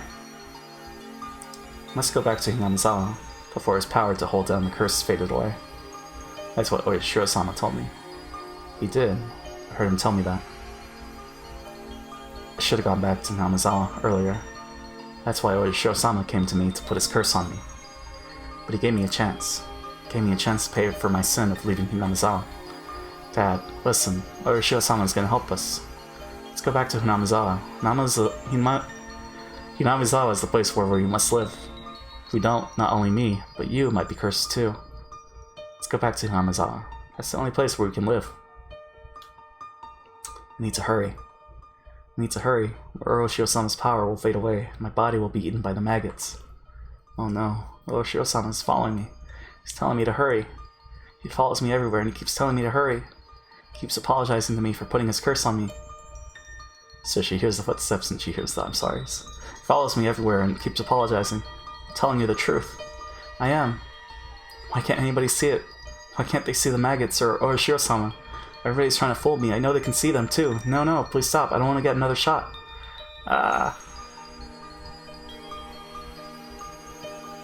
Poor Rena. I'm sorry. Are you okay? I was breathing hard, and Mio-san was holding my shoulders. Concerned. I could feel that the terrible memory I'd been trying to forget was awakening. The doctor told me that the memory was just my delusion. They told me that since I blamed myself for the divorce, I unconsciously had a desire to blame someone else for it, and I unconsciously connected the desire to the folktale of Oishiro-sama that I read when I was little. I got drug treatment, received counseling, and waited. Gradually got better, and that proved the things I saw were just a hallucination. The doctors asked my father to consider moving to Hinamizawa if possible. Fortunately, he wanted to change his living environment to heal his pain from the divorce as well. So did the assault not happen, or she just... Because I'm assuming the memory... Now I'm assuming the memory that she didn't want to think about was the one about the cutting. But did the attack not happen on the kids? As well as breaking glass? So, we came back to Hinamizawa. After we came back to Hinamizawa, I felt it. I felt it in my bones that this was the place we should live. Or she's still repressing that. And I also felt Oroshiro-sama's blessing. Definitely felt it. Felt the curse of Oroshiro-sama starting to break. I was free. After I moved here, I went to the clinic in Gogura for a while. The doctor gave me the same poisonous-looking pills, and I kept taking them for a while. Terrible memory gradually became unclear. Whenever I tried to remember it, I could only remember the strong side effect of the pills, and it made me dizzy. That's how I regained my peace. And then, I changed my name, Reina. The reason was because my name reminded me of those bad memories. I didn't want to have anything icky in my life anymore. That's why I came up with the idea of taking icky things out. After I took the I of icky out from my name, Reina, there were only Re and Na left. Na, Rena. That's how Rena was born. I like that. When I was introduced to my classmates, I told them to call me Rena. Since then, that had been my name. I'm living my new life as Rena. Cut away all the sad things that happened when I was Reina. My father still calls me Reina, but I don't feel bad as long as that was just my father and my relatives. But then Rena came into my life one day, and she called me Reina. Because she called me Reina, those color lights started flickering again. I should stop. I should forget about it. Lights were still flickering. Interesting. Now you know, Effie. I'm sorry. Was I panicking that badly? You were muttering to yourself. I'm glad you calmed down. Judging by Mio-san's reaction, I wasn't panicking as badly as I thought I was. But I've probably had those panicked hallucinations several times. If I started screaming and yelling like I once did, they'd take me away to a hospital again for sure. Rena was scary in Chapter 1 because he kept triggering her. Did Keiichi call Rena Reina? No, right? Oh, Effie did, right. When the world comes apart, I'm standing still. You flicker. Me right now. Keiichi's a dumb artist. But it was you, Effie. Saying Reina. I'm certain I met Orishiro-sama. I saw the maggots. It's hard to believe, right? Mio-san smiled, looking a little confused. Couldn't blame her. Didn't expect her to believe it. Sure, it was just a strange memory I created for myself in my hallucinations. Can't believe I can't trust myself. That's the worst feeling of all. I'm not the playable character, given no choice. Reina-chan. First of all, you don't have to worry about anything. Yes. Talking about the curse you're afraid of, and the maggots that you saw in your blood. According to what Orishiro-sama said, you're free from them as long as you stay in Hinamizawa, right? Yes, that's what he said. Then you don't have to be scared. You don't have to worry about anything. You're in Hinamizawa right now. Well, this library isn't Okinomiya, but it's very close to Hinamizawa. I'm sure it's okay with Orishiro-sama. You don't feel anything moving in your veins right now, do you? No, I don't. So everything's Daijobu. So there's nothing to worry about. You're following Orishiro-sama's rules. There's nothing you should be scared of. Is there? Right? No. No. Didn't know until then that she was such a warm-hearted person. Is she, though? I met many doctors and talked to them about this, but they always ignored me and didn't really listen. All they did was give me a shot of the drug I hated.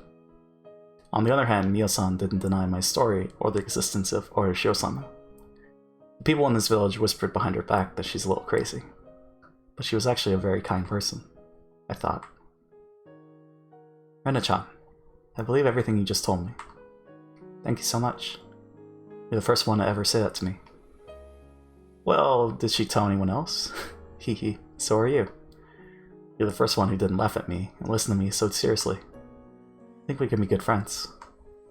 Mio-san smiled, touching my head with hers. I've consented to mushrooms, that's weird. What? What are you talking about, Effie? Is this Terraria? Or is this Danganronpa? Or is this that mushroom game that you play on your phone? Well, I'll let you borrow my secret files and my scrapbooks. These are top secret. Didn't want to show these to anybody, but you're special. I think I can trust you. No, take them seriously.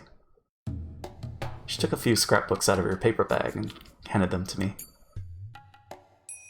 I should not have consented to mushrooms. Oh boy. Let me know what you think after you read them. There might be something in them that only you can understand.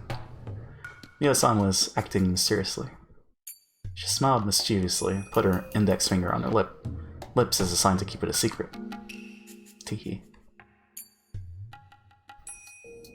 I haven't done mushrooms, so I don't know. I don't know the feeling. Don't tell anybody about these scrapbooks or that I'm studying this, okay? Keeping this a secret.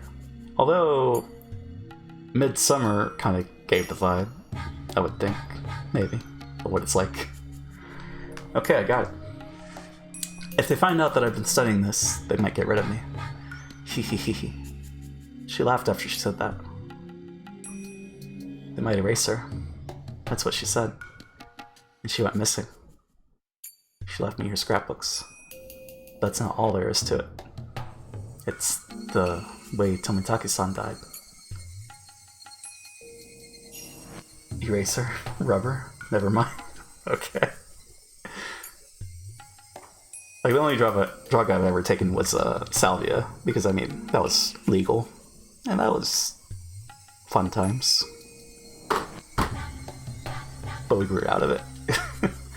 Oishi-san said he committed suicide because of a state of excitation caused by using some kind of drug. But I know what really happened. Didn't tell Oishi-san about it. I don't think he'd have believed me even if I told him. I've only ever taken my meds. Gotcha. Without a doubt, Tomitake-san died trying to get rid of the maggots. It was nothing other than the curse of Orishiro-sama. To never leave Hinamizawa isn't the only rule of Orishiro-sama. There are more. Might have broken one of them without knowing it. I don't know what hallucinogens are like. Salvia... It has like... I don't know. It was interesting. I closed my eyes one time, and then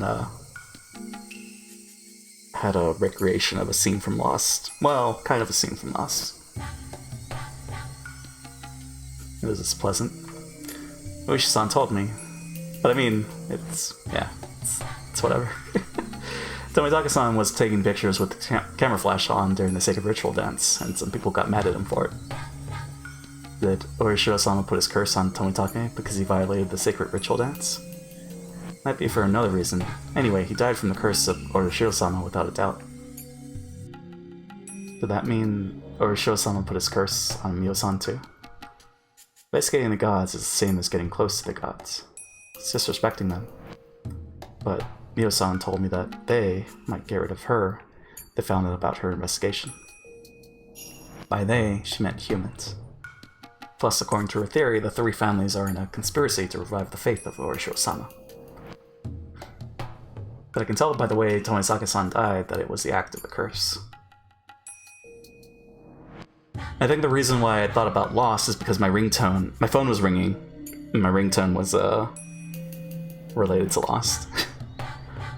It's from a promo from season 6. I'm certain about that because I experienced the curse myself. At first glance, that seemed incompatible with those conspiracy theories about human beings. Lost. It was a show that aired on ABC from 2004 to 2009.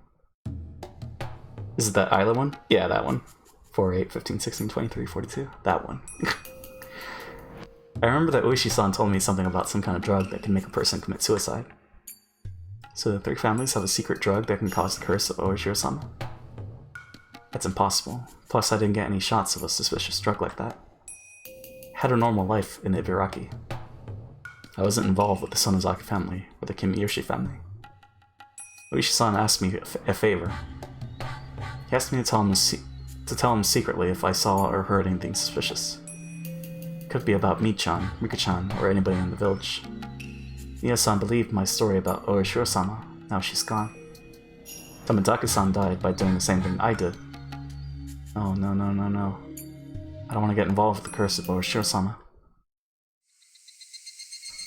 Is this a conspiracy of a group of fanatical cult members? Or is it the curse of Orishiro-sama? Is everything just a set of coincidences? Or maybe it's a mixture of a conspiracy and a curse? I don't know. Is it the work of humans, the curse, or a coincidence? Oh no. Even the light of the sunset was making me feel dizzy. When did the sunlight in Hinamizawa get so mean? Humans. Mio-san told me to keep her investigation secret. I have her top secret scrapbooks. They might hold the truth about everything. When I realized that, I got scared all of a sudden. I might end up the same way as Mio-san because I have her scrapbooks. If it's a conspiracy, I'll be erased. If it's the curse, I'll be cursed. I should burn the scrapbooks. That's the safest thing to do. But Mio-san believed my story. Mio-san listened to me without laughing. It'd feel wrong to burn them without taking a look. If it's a conspiracy, I have to expose it. If it's the curse, I have to break it. I shouldn't run away. I should fight. That's right. I decided to fight to seize my happiness. I shouldn't give in to misfortunes. I have to fight. I'm gonna get rid of all the things that are trying to ruin my peaceful life. Words. I'm gonna read her scrapbooks when I get home. I started walking faster.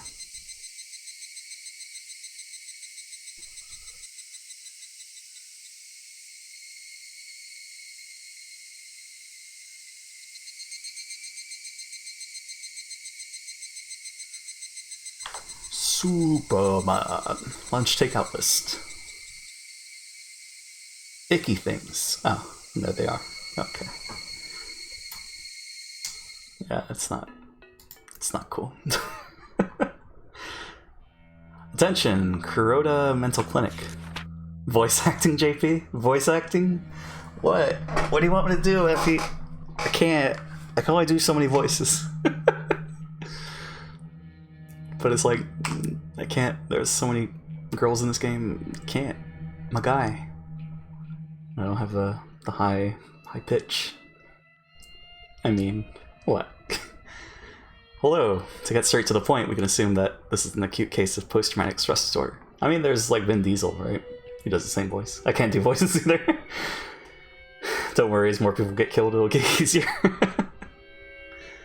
Not wrong. The patient is subject to tremendous stress because of her parents' sudden divorce and being forced to choose to live with either her mother or her father. Furthermore, the patient firmly believes that she was responsible for her parents' divorce, which further drives her to self-mutilation. The patient's largest shock stems from a sense of betrayal of her own household, which she believed was an absolute safe haven. Henceforth, there is a high possibility that the patient will resort to psychological defense measures to protect her family. This is a takeout list? For example, she might feel high disdain for any person of the opposite sex who approaches her father. She might feel uncomfortable about having other people in her home. She may also display eccentric behavior in order to keep people away from it. As an example of the latter, there are reported cases of patients unconsciously bringing home garbage. It's highly important that the patient... I'll get that after this tip. It's highly important that the patient remains in close communication with her father. By deepening the communication between the two of them, it will strengthen their family bond and loosen up her anxiety.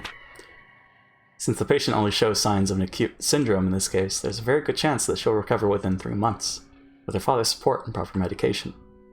However, it's common for a patient who seems to have recovered to have a sudden reoccurrence, a flashback, even after 10 years. Her father is still fairly young, and there's still a chance that he could remarry. However, seeing an unfamiliar member of the opposite sex through remarriage could trigger a flashback in the patient, which may lead to avoidance behavior or hyper-awareness. Please explain this part thoroughly to the father in order for him to understand the recovery process.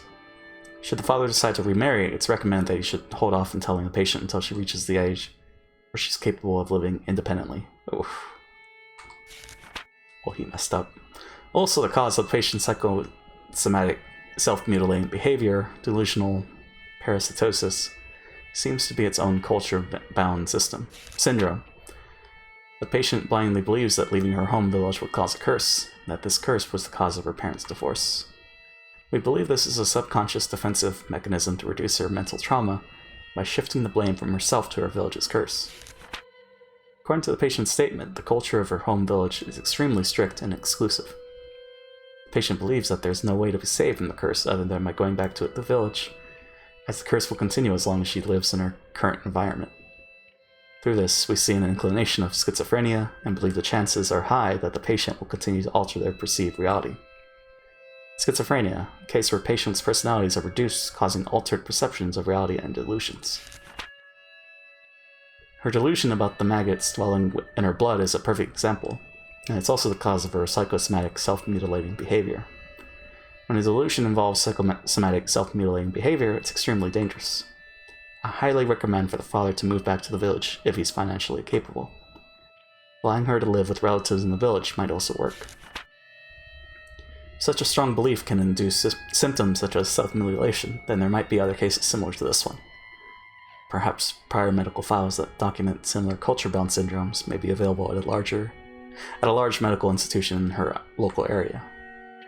It will then be possible to provide better and more accurate mental care for the patient by obtaining these case files. This B5 size letter was with a bunch of memos. The following was on the back side of the letter. 1 Chukudan, 3 Shanghai-style Gomoku Yakisoba, 1 large fried rice. There's a takeout. Got a novel you're working on? Just do this. Oh boy. I was kicking myself as soon as I thought of her. My sister was in this sort of person and told me what to do and not do. She must have had a reason for wanting me to go. That's all I gotta do. I was planning on apologizing to her after the party. But then she was objecting, right? She polished off the last of his spaghetti. He set down his fork, then wiped his mouth. I'm not going high, I'm going like sadder. I'm not intentionally. I can't compete with that, Effie. I have less RNG to thank for Turkish. I have RNG to thank for Turkish. You cannot. No, I can't. That's just the peak. That is the cream of the crop right there. We could do Macho Man. But try. The point is to try. Alright, we'll see what we can do. About homing ability and homesickness. If you interpret homing ability in a broad sense, you can say that most animals have a homing ability. It's the same with humans. We like to sleep, rest, and need a place where we feel comfortable, namely our homes. Your home is to what nests are to animals. Therefore, we can say that humans have a homing ability as well. I say this, but I'm very afraid of reading French out loud. Mate, I don't know what you did there, but I did not expect that. First of all, why do animals need nests? The answer is the same as for humans. Sleeping, resting, and eating are the essential actions for survival. At the same time, those actions leave one defenseless as well. That's why you need a safe area where you can be defenseless. I support this. Why do humans need nests? To lay eggs, of course. We smart? What do you mean, why do they need nests? To have a home to go back to. Everybody knows that not having this safe area results in a high level of stress. Right, he just said it. Safe area. When you move an animal to a new environment, it naturally becomes stressed. When you force a person to live in a foreign land where they aren't comfortable, they become greatly stressed as well. Everybody also knows that this kind of stress is called homesickness. I didn't accidentally read the tip again, right? No, this is different. Right. The Japanese don't know much about homesickness. We defined it as mental weakness, and we neglected to treat it for a long period of time. However, homesickness has a very long history. In Europe's Middle Ages, people believed that it wasn't a mental but rather a physical disease. People also believe that out of everyone, the Swiss got the disease the most. The Swiss, you see, were known to be an ethnic group that worked away from home in that area. They lived far away from their homes. There were no telephones at the time. I'm just waiting for another dialogue, and I can do another voice. So they couldn't even hear their families' voices for ages and ages. It's easy to imagine that the young Swiss workers got homesick while working in a strange land. These Swiss who got homesick wanted to go home, but they couldn't because of their jobs. The conflict made them weak physically and mentally. Some of them went crazy and tried to escape from their reality by committing suicide or running away. The Swiss at the time were very superstitious, and many folk remedies and occult-like treatments to prevent homesickness went around. Swiss, huh? Since going home was the only treatment, they must have called it a fatal disease. But it isn't really one, of course. Specifically, homesickness is a sign of that human homing instinct. Your brain desires to go back to your safe area, namely your home. At first, your brain makes you remember the happy memories of your home, and it urges you to go home in a natural way. But when reason stops you from achieving your desire, your brain starts sending unnatural signals to your body. As a result, your body gets weak, and that makes it more difficult for you to live in a strange land. In the end, you have to bend reason in order to achieve your desire to go home. So, homesickness is born from our homing instincts. And the stronger one's homing instinct is, the stronger their homesickness. The strength of that homing instinct varies from individual to individual. It depends on the environment in which those individuals live. But I mean, I moved around a bunch. I mean, this is the longest. Is it the longest? Yeah, it's the longest I've been in one spot. When your home is safe and the environment you live in is dangerous, your homing instinct grows stronger. On the other hand, where the environment you live in is safer than your homing instinct becomes very weak. Safety isn't the only element that affects its strength. Cultural aspects affect it too. The many customs demanding families to return home for major events varies with each region, so your birthplace's culture also alters the strength of your homing instinct. Amongst those regions, the transcendents of Onigafuchi village were believed to have an excessively strong homing instinct. The people of Onigafuchi forbade their fellows from ever leaving. Many believe this was the effect of the elitism and sense of purity I already mentioned before. People today still strongly believe that Orishiro-sama puts his curse on you if you break his rule and abandon the village. This superstition can be interpreted as homesickness. If homesickness is directly proportional to one's homing instinct, then the exaggerated expression curse would signify the strength of that homesickness, and also their homing instinct. I can assume that they hated the outside world and created an insular society precisely because of their powerful homing ability. Unfortunately, there's no way to measure the strength of the homing ability that the primitive people of Onagafuchi had. It was so strongly forbidden to leave the village that nobody left long enough to get homesick. However, after the Meiji era, things changed. The sacredness of Onagafuchi dwindled with the efforts of modernization. Many young people started longing for city life, and some people were forced to leave the village to get a job. As a result, villagers started venturing outside the village borders. Hinamizawa Syndrome. That was when the transcendence of Onagafuchi realized how strong their homing ability was for the first time. The residents of Hinamizawa got extremely homesick. After a while, people started to call this homesickness the curse of Oishiro-sama. It became rumored that a person who left the village to get a job in a strange land was cursed, that he went crazy and died, and people who had left the village started coming back to either it or the neighbor town. If he went poof, sorry. Their homesickness and their homing ability were very strong because of their culture. It's reasonable to think that these were cultivated by the unique religion in Hinamizawa, namely the cult of Oishiro-sama. I wasn't reading chat, may I assist you? From the moment they were born, they were taught the rules of Oishiro-sama. They must have felt guilty about leaving the village unconsciously. As a result, they considered their homesickness to be the curse of Oishiro-sama. Just realized I hadn't said hi. I'm not sure if their homesickness got stronger because of the rules of Oishiro-sama, or if they made the rules of Oishiro-sama because their homesickness got stronger. I don't know which came first, the chicken or the egg. Leaves. I got tired of... it's a monologue. I got tired... No, not even. No. Stop. Let's just go.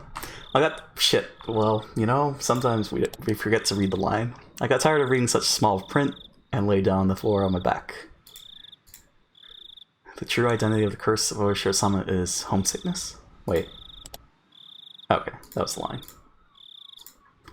Mio-san believed my story and she let me read these scrapbooks. That's why I expected to find something interesting.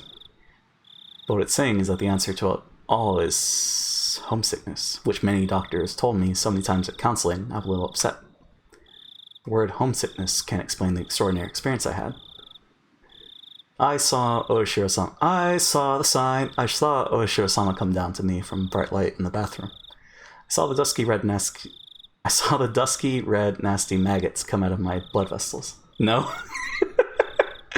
The scrapbook doesn't explain any of that. We'll stop.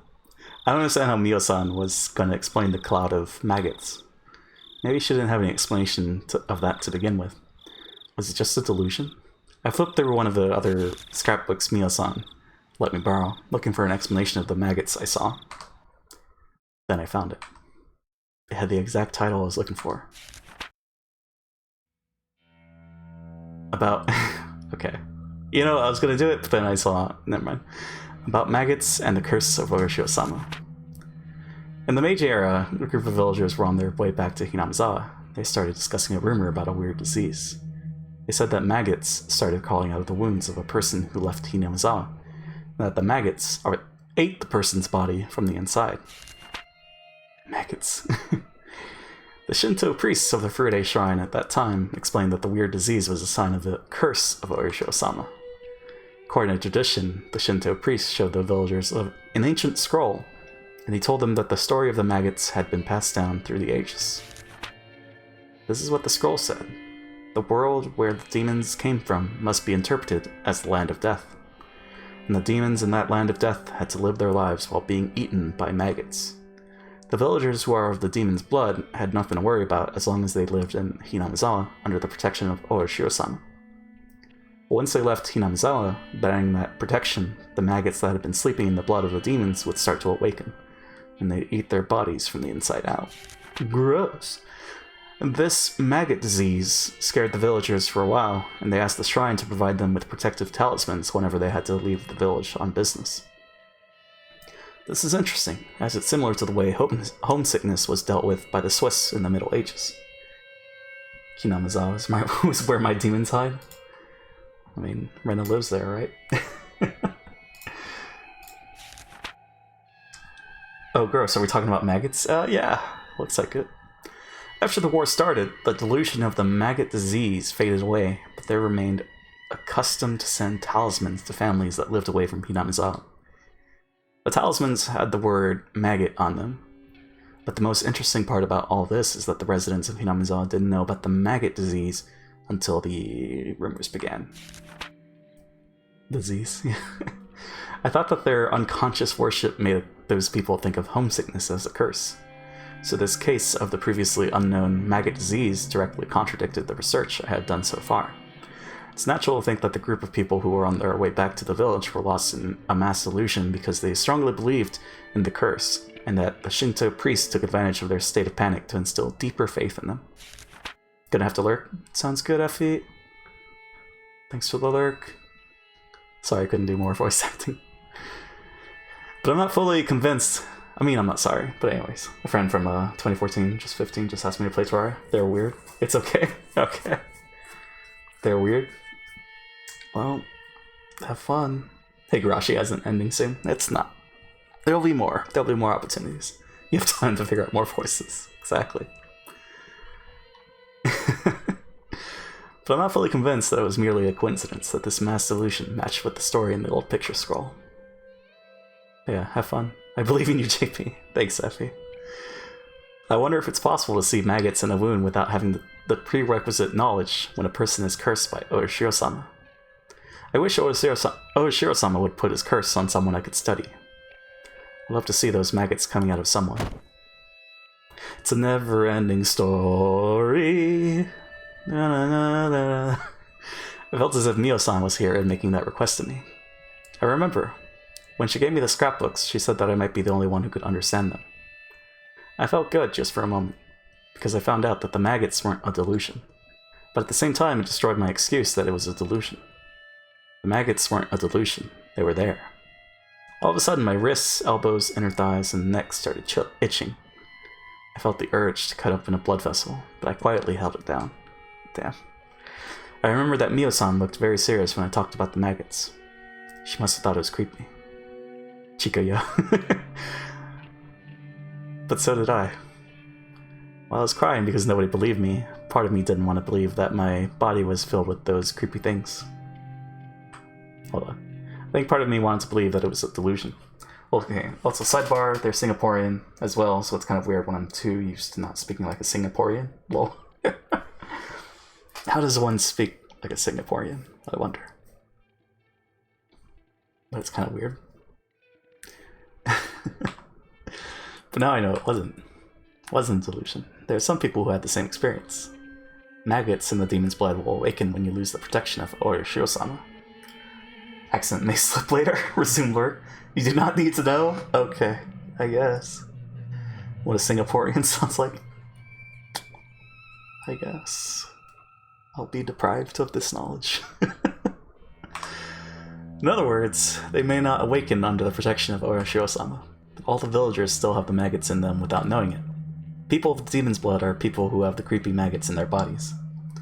Also, my favorite Chico emote. Lurk. Sounds good, Effie.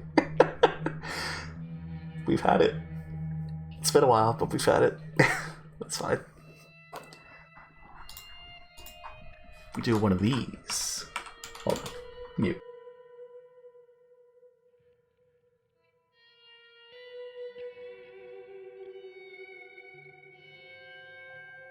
Well, bam. Wait a second. What's wrong with the BTTV3? Or no, okay, never mind. That was BTTV2. I got you. Thought it was like posting twice. The Effie lurk is so iconic. It happens. I try not to jump to conclusions and flip the pages again.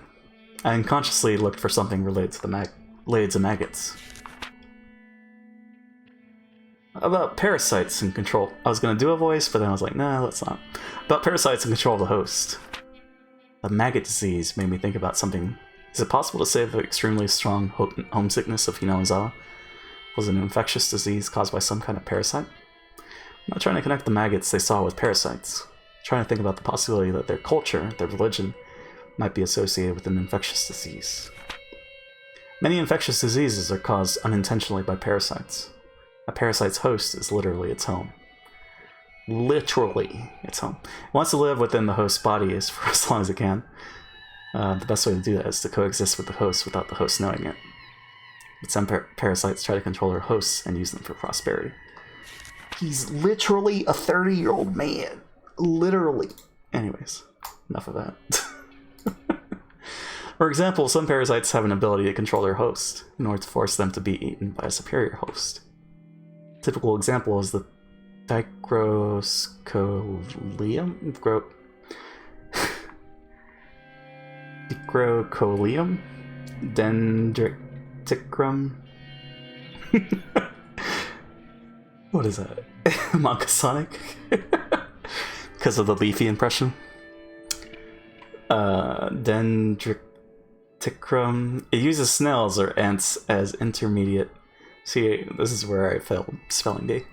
Uses snails or ants as intermediate hosts, and it forces them to move to the upper side of the vegetation so that it's easier for a superior host to consume it.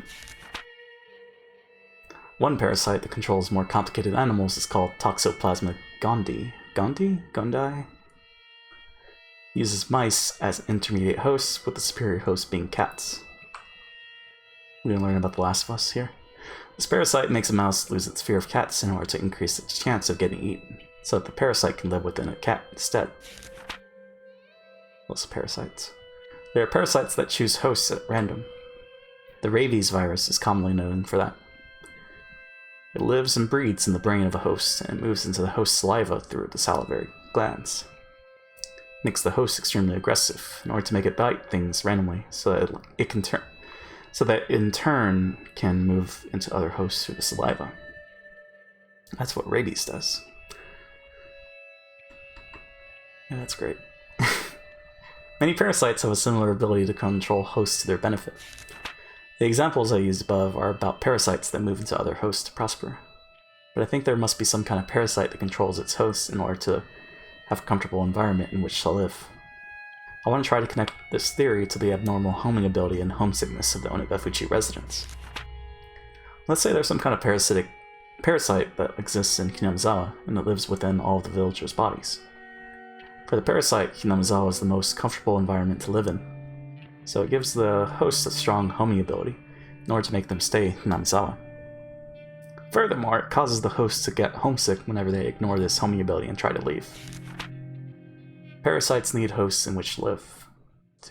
It's convenient for them if their hosts build a community in the environment where it feels comfortable. This theory makes it easier for me to explain the mysteries I described earlier. The Transcendents of Onagafuchi knew about the existence of this parasite. They knew that, as hosts to the parasites, they couldn't live outside of the village. That's why they created a culture and rules that prohibited contact with the outside world.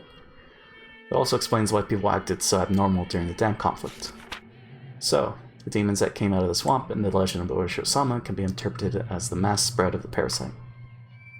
The story about the demons attacking the villagers must be a metaphor for the behavior of the infected villagers who are controlled by the parasite. This theory is too crazy. I should have just laughed about it, but I felt bad for Mio-san, so I decided not to. Hinamizawa is controlled by a parasite? You could use that theory to explain how the maggots came out of me. I felt a little bit dizzy. I was so confused, and a part of me thought it was ridiculous. Another part of me thought it was more convincing than any curse. But Mio-san was probably erased because she wrote these scrapbooks. If so, the contents of these scrapbooks must be something that they can't ignore. They try to get all of her scrapbooks and consign them to oblivion. What if they notice some of her scrapbooks are missing? I felt a chill running through my spine. I have to keep it a secret that I have these scrapbooks. I have to try to understand more about their contents. I remember Mio-san told me that the three families are behind the series of mysterious deaths, and that they're trying to resurrect the cult of Orochi-sama. According to the theory I just read, the parasite must be trying to maintain the current environment of Hinamizawa. The healthiest environment for it is a completely closed village, just like the primitive Onagafuchi. It must be very comfortable for the parasite if no hosts go outside the village. They don't even like that the villagers often leave the village to go shopping.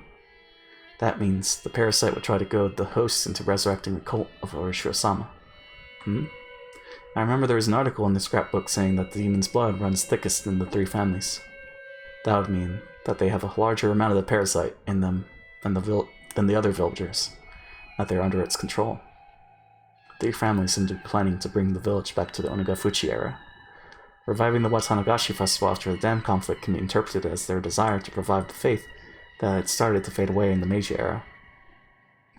The 3 families, especially the Sonozaki family, have a great influence over the region and the public organizations. What's going on here? I thought this to be a poorly written theory, but the pieces fit together, one after another. Never played a jigsaw puzzle as crazy as this. Felt my brain swirling due to this absurd theory. Part of me thought that this was ridiculous, and another part of me thought I might be about to expose an unbelievable truth. When I tried to look into the center of it, I felt as if I was going to fall into the whirlpool and drown. I have to devote myself to reading more seriously. There must be some truth to this. The truth within truths. It caused misfortune and made my life miserable after I moved to Ibaraki. I might be able to find the truth, including the cause of my parents' divorce and my desperate behavior. Well, I mean, the divorce was... your mom was... kind of... yeah. Right then, I heard a knock on the door all of a sudden, scaring me. Was that the first time we've heard a knock sound effect? I hid the scrapbooks under a cushion. Reina, you have a phone call. A phone call? This late? Who is it? It's from a bookstore. Did you order some books? They said they were Wishi-san from the Okonomiya bookstore. Oof. Well then.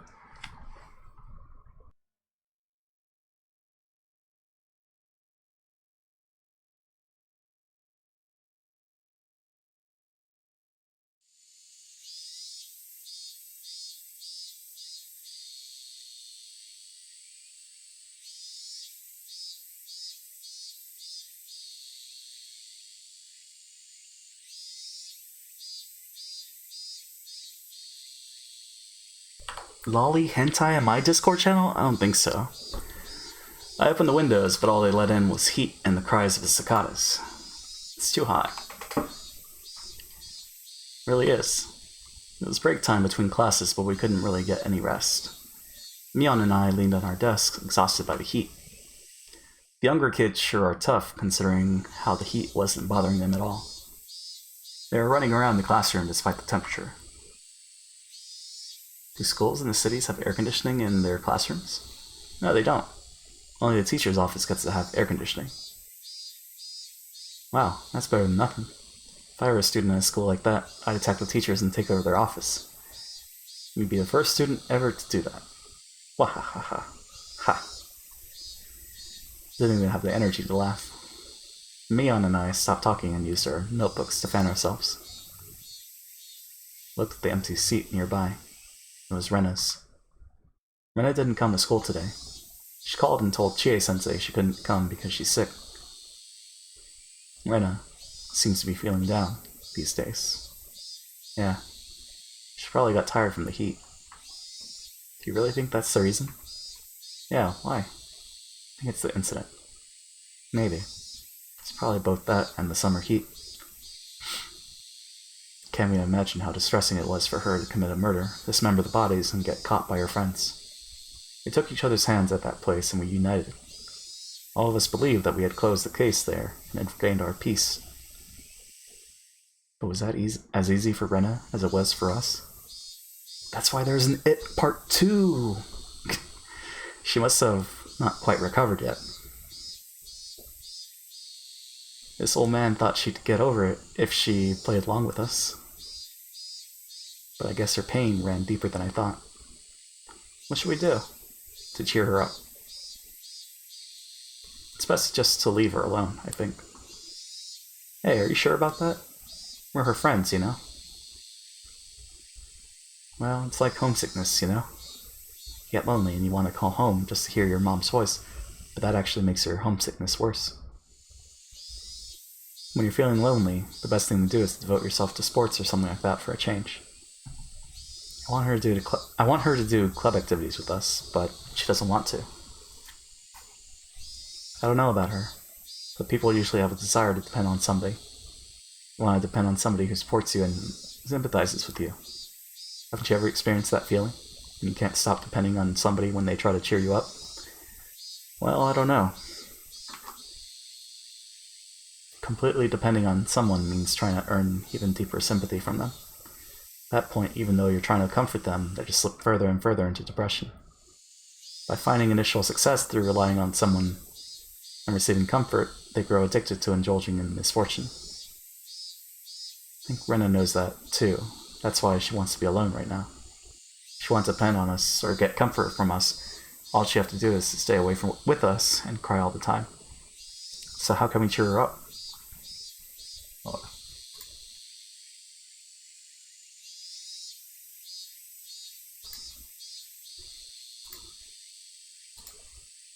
Okay. I think she would appreciate it more if you tried to help her forget her pain than if you tried to cheer her up.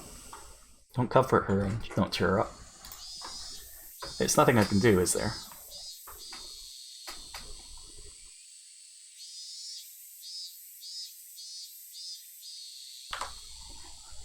I'm just switching seats again. Switching positions. That's a golden rule for a psychologist, did you know? Mental trauma can only be healed by the person who has it. If someone else helps a person out of their mental trauma, even if they succeeded, that person wouldn't be completely healed. So, all we can do now is wait until Rena heals on her own. I understand the idea, but I just don't like how cold it sounds.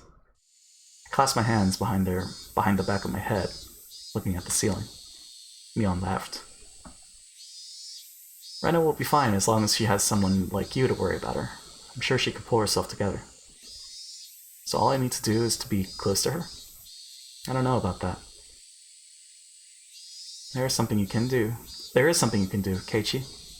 Rika-chan spoke up. I wonder how long she'd been listening to our conversation. What is it? You can listen to her when she wants to talk to somebody. Is that all? I just listen, I don't need to make her feel better? Kei-chan, people feel better just by talking to somebody. Sometimes all they need is someone who does nothing but listen quietly. Just like me said, I think it's important for us as her friends to be there for her whenever she wants to talk to somebody. Mion and Rika-chan were absolutely right.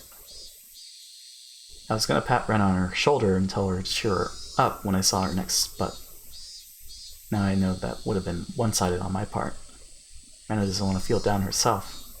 She wants to cheer up if at all possible. If I cheered her up irresponsibly, she'd be very disappointed because she'd think that I didn't understand her pain. Hold on.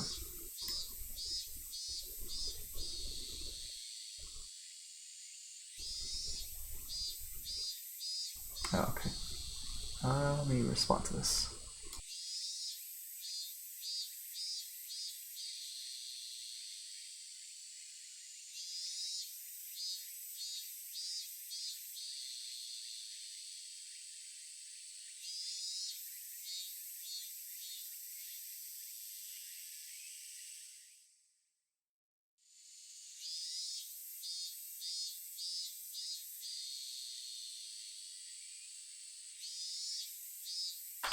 Alright. You're right. Guess I wasn't even trying to understand how she felt. I want to cheer her up, but I know that's just what I want to do, not what she wants me to do. Thanks, you two. I think I finally understand. On that day, I thought I cheered her up. But I started to doubt if I had reached her heart. I might have just been dragging her someplace where I wanted her to go. I wasn't on her side in the real sense of the term. All of a sudden, Rika-chan patted my head. Don't worry. We all know that you're on her side. What? What? Did I say something out loud again? It did reach her heart. Kei-chan, you really did give her great strength on that day. Well, now that I think about it, you said on that day was more than a little theatrical. Hehehe. We heard footsteps from the hallway and everybody started to head back to their desks. Take your seats, everyone. President, if you would. All rise.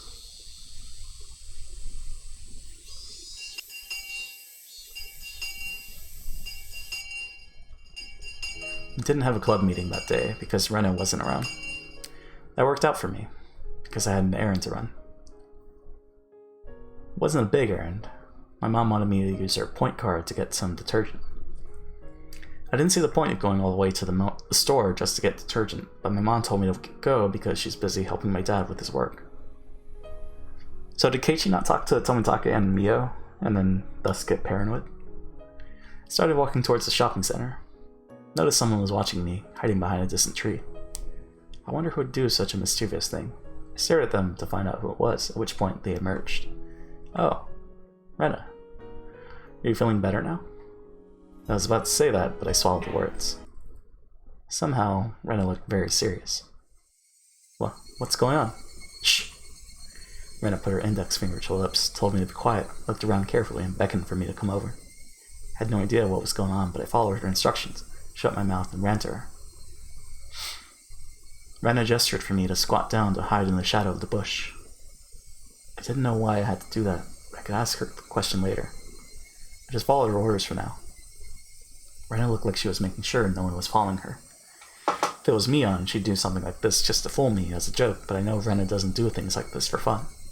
I had no idea what kind of situation I'd gotten myself into, but I could feel how tense it was, and I made myself as small as I could. So this is Tuesday, right? Good. It's okay now. I'm sorry. The tone of her voice made me relax a little. Phew. What's going on? Right, because they played Cluedo on Monday. It's this Tuesday. I think someone has been following me. What? Who would follow her? When I thought about it, I realized how stupid the question was.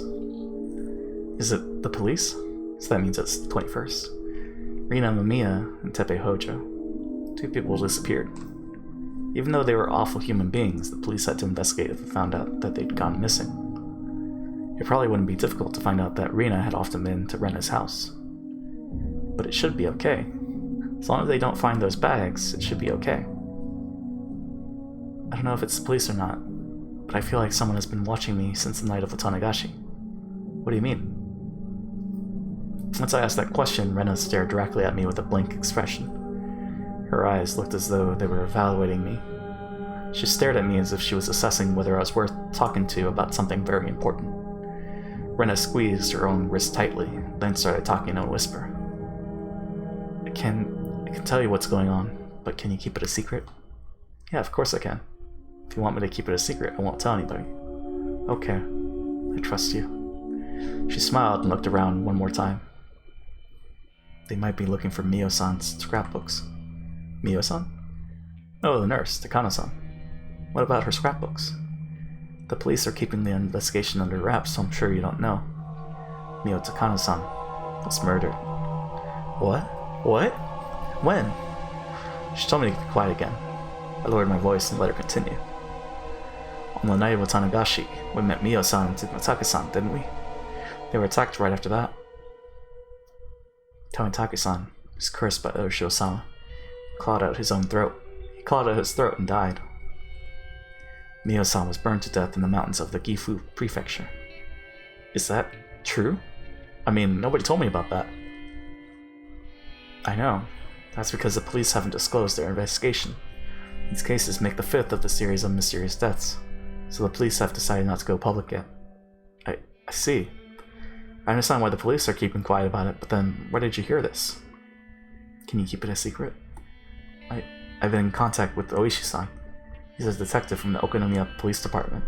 He told me about the case. Why did he tell you? I don't know. He said he told me because he could trust me. I was dumbfounded to hear all this, but I knew she wasn't lying. If it was Mion, she'd be sticking her tongue out by now, but Rena wouldn't make a joke out of something like this.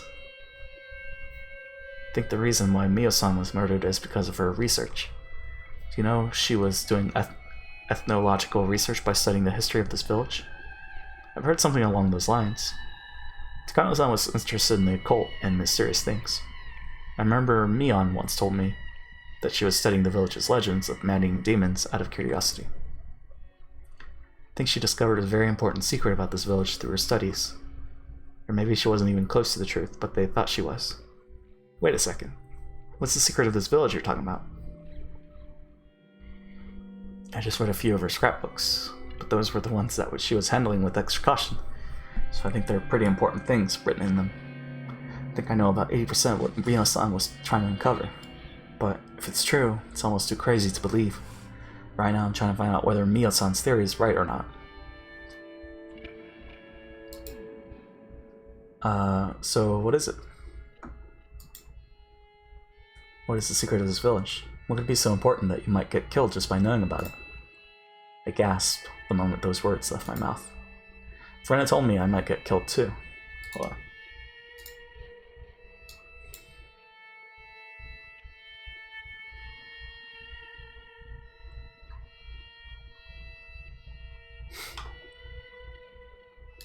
Okay. I don't want to tell you just yet. I don't want to tell you yet, but I promise I will once I verify things. Because it's really crazy, too crazy to be true. What do you mean? You have to verify things? For example, I myself serve as verification that the maggot disease can occur without any background knowledge. But there are a lot of things I still need to verify. They sound too crazy to be true, and I can hardly believe them if I don't verify that they are. Maggots? I was totally lost now, and I wanted to ask her some questions, but I decided not to cut in. It was so hot outside. But Rena held her arms as if she was cold. Rena, I'm always on your side. You can trust me. Thank you. I really appreciate it. From her expression alone, I could tell that she really meant it. I could also tell that she was involved in something very big and that she felt lonely, because she couldn't tell anybody else about it. I had to be on her side while she was going through a difficult time. You shouldn't tell anybody that you met me here today. They might try to hurt you if they found out. Okay. Isn't there anything I could do to help? Not right now. But it's very reassuring that I can ask you for help when I need it. I'll depend on you someday. Yeah. Anytime. Nope. Shh. Car's coming. Rena pushed my head into the bush. I went along with it and crouched down even lower in the bushes. Phrasing. We stayed quiet for a while. I could hear a car coming closer, and after a while, a white van passed by. I was surprised at her hearing. I could hear a car coming when it was still far off in the distance. I mean, it's not phrasing, it's just... Did you see its license plate number? What? No, I'm sorry. Wait, was it a white van? Or no? Hold on. A white van. Yeah, okay, cool. What? No, I'm sorry, I didn't. I couldn't either. I think it's the same car I saw earlier.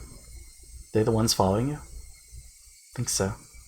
Passed by me many times today on the street, where nobody usually drives. Hit it every time, but it's strange. They the ones? They the ones who killed Takano-san and Tomitaka-san? Are they looking for the scrapbooks you have? Most likely, yes. I don't blame her for not being able to believe what's going on, because this is really crazy. Takano-san uncovered something really significant through her studies. The people who want that information hidden found out about it, and they killed her on the night of Watanagashi, copying the curse of Oishiro-sama. They're looking for the scrapbooks, the fruits of her research, and Rena has them. That's why they're trying to kill Rena. What about your house? It's safe there. I had the scrapbooks in my secret hideout at the garbage dump. I'm worried about my father, but he'll be fine because he really doesn't know anything. It's written on your face, Keiichi-kun. Says, I can't believe it because it sounds too crazy to be true. Am I right? I wanted to deny it, but I felt bad to lie. I remained silent in the affirmative. Well, that's a normal reaction. Couldn't believe any of it when I read the first scrapbook. Finally started seeing the connections after reading all of them. I'm sorry. I do want to help you, but I just don't know how. If I don't see the whole picture of what's going on. If I tell you, it might put you in danger. You're already in danger, right? I don't mind. Don't worry about me. Okay. I'll tell you then. It's probably the 3 families who killed Mio-san and Tomitaka-san. To be more specific, it's the Sonozaki family, Mii-chan's family. Why? New theme. You know about the series of mysterious deaths, right? Of course. Traitors of the dam conflict die every year, right? The series of mysterious deaths is like a resolution of the dam conflict. They're trying to end the dam conflict in the true sense of the term by erasing people who betrayed the village. Interesting. It does look like that in a way. Nobody really says it out loud, but everybody is suspicious that the Sonozaki family is behind it. That's what I've heard. But if they really wanted to erase the traitors, they wouldn't have to do it on the night of Utanagashi. Why don't they kill them all at once instead of killing them one by one, using the curse and deeming them away every year? Wouldn't that make more sense? Never heard the words deeming them away before, but Rena clearly thought they have some kind of creepy, significant meaning, so I decided not to cut in. That means that they're using the series of mysterious deaths in order to resurrect the sacredness of the Watanagashi festival. Step by step, they're reviving the sacred nature of the Onigafuchi that was lost in the Meiji era. Their goal is to revive the level of belief in Oishiro-sama that used to exist in primitive times. Belief in Oishiro-sama? Are you talking about the Furude Shrine? Yes. Do you think people revere the Furude Shrine now? Elder people respect the shrine, but that's it. Kids think of it as a place to play, and most of the villagers think of it as a place to gather for local events. Sacredness has been lost. But with the dam conflict, it started to revive. They took it as a good opportunity to bring back the cult of Oishiro-sama. So you're saying that some fanatical Oishiro-sama worshippers are behind all this? That's what I'm saying. The cult of Oishiro-sama was managed by the three families to begin with. The three families passed down their ultimate goal of reviving the cult of Oishiro-sama down to the present generation. When you think about it, you understand why the three families took the initiative in uniting the villagers during the dam conflict, and why they set up the Onigafuchi Guardian's office in the Furude Shrine, citing Oishiro-sama. He was almost forgotten at the time. So, the three families, the fanatical Oishiro-sama worshippers orchestrated the series of mysterious deaths of Hinamizawa. But wait, why would they kill Takano-san? Because she discovered the important secret of this village. The three families have been hiding it since the era of Onigafuchi. If that secret is revealed, the sacredness of Oishiro-sama will be lost. They found out that Mio-san was getting close to the secret. That's why they killed her. What's this important secret? I don't care if I put myself in danger, I need to know. I don't want to tell you yet. I don't want to tell you until I'm 100% sure about it. Pretty sure that right now you just laugh. Hey, do you think I'm that kind of guy? I just need a little more time. I can't accept the truth myself because it sounds so impossible. Impossible? So I need some time. Please. I understand. Don't tell anybody about what we talked about today. Not even Mi-chan, Riku-chan, or Satoko-chan. Okay. Well, you should go now. I'll take a look around for a while before I go home. Can't be too careful anymore. Rena ducked low in the bushes and moved away. I was left alone there. The cries of the cicadas surrounded around me, making it seem as if I was alone there the whole time. I started walking until still dumbfounded.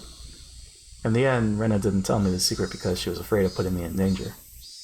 But she told me clearly that there are people who want to resurrect the cult of Oishiro-sama, and that they're among the three families that control the entire village. They orchestrated the series of mysterious deaths for that purpose, and they killed Takano-san because she got too close to the secret. They wanted to hide. Rena met Takano-san and happened to obtain the scrapbooks in which Takano-san wrote about her research. Rena still can't believe the secret written in the scrapbooks because it's just too crazy. Hey, come on, Rena. You're kidding me, right? It's like one of those comic book stories. A mysterious occult group is plotting a conspiracy. It's not funny, even if it's a joke. It is joke. But Rena is right about one thing. Even if it's true, it's really hard to believe. I understand why Rena wanted to wait to tell me the secret. Maybe she was just fooled by Takano-san. But Takano-san was murdered for real. So is it also true that someone is following Rena looking for the scrapbooks? I remember Rena said that a white van was following her. You can see white vans anywhere. Bet there are a lot in this village alone. She might just be oversensitive to everything right now. Rena hasn't recovered from the shock since that day. It's probably why she got the idea into her head that the police or someone else is coming after her.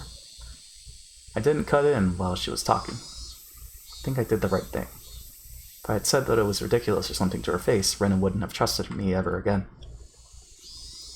At that point, however, I gasped.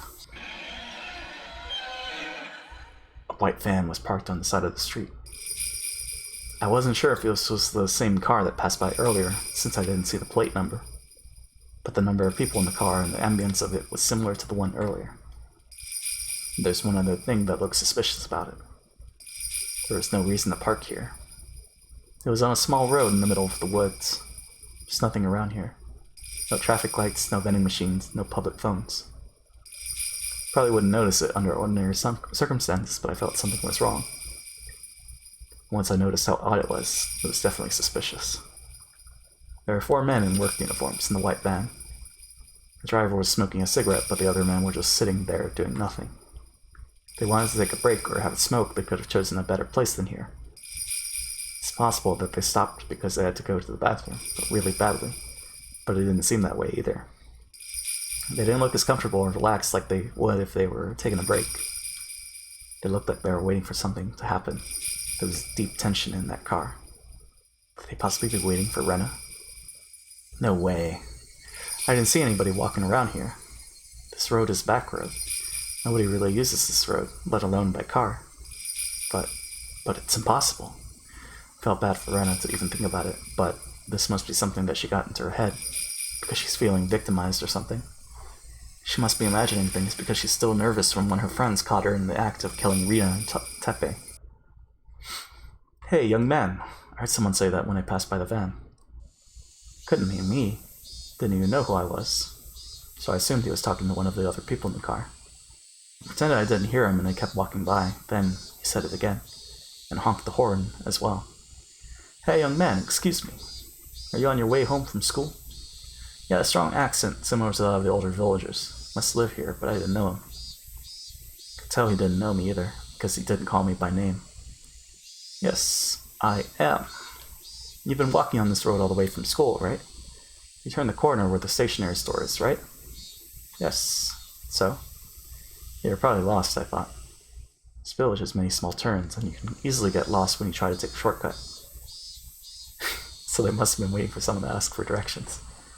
But then, he said something disturbing. Young man, didn't you see a girl on the way here? Huh? What? A girl with a white hat and white clothes, with a purple ribbon on it. Did you see her?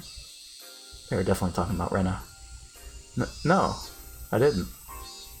Wasn't ready to hear them ask that. Rather, I was scared. That's why my voice got all shaky. Up until that point, I couldn't believe Rena's story. Thought it was ridiculous. I actually laughed, if only to myself. So I wasn't ready at all. My heart was beating fast and I was sweating all over. I immediately answered no, I didn't, but might have sounded like an obvious lie. The driver stared into my eyes. It looked like he was trying to figure out if I was lying or not, and my legs started to shake. I felt like a frog under the glare of a snake. I couldn't move a muscle for a while. But I think the same went for those men too. They were clearly a suspicious group, and they just asked a villager about a girl out of the blue. Anybody would get suspicious. And I was right. The man broke the ice and started making excuses before I even asked him why he wanted to know about the girl. Well, I was asking for no particular reason. Just passed by a girl earlier, but you're a boy, so we were just wondering. Oh, okay. Please forget it. Sorry for the trouble, young man. We're off. The man started the engine and drove away. After they left, I saw nothing. It's totally not suspicious or anything. That's right, nothing. There was no reason why they had to park here. So, were they really waiting for Rena? Yes, definitely.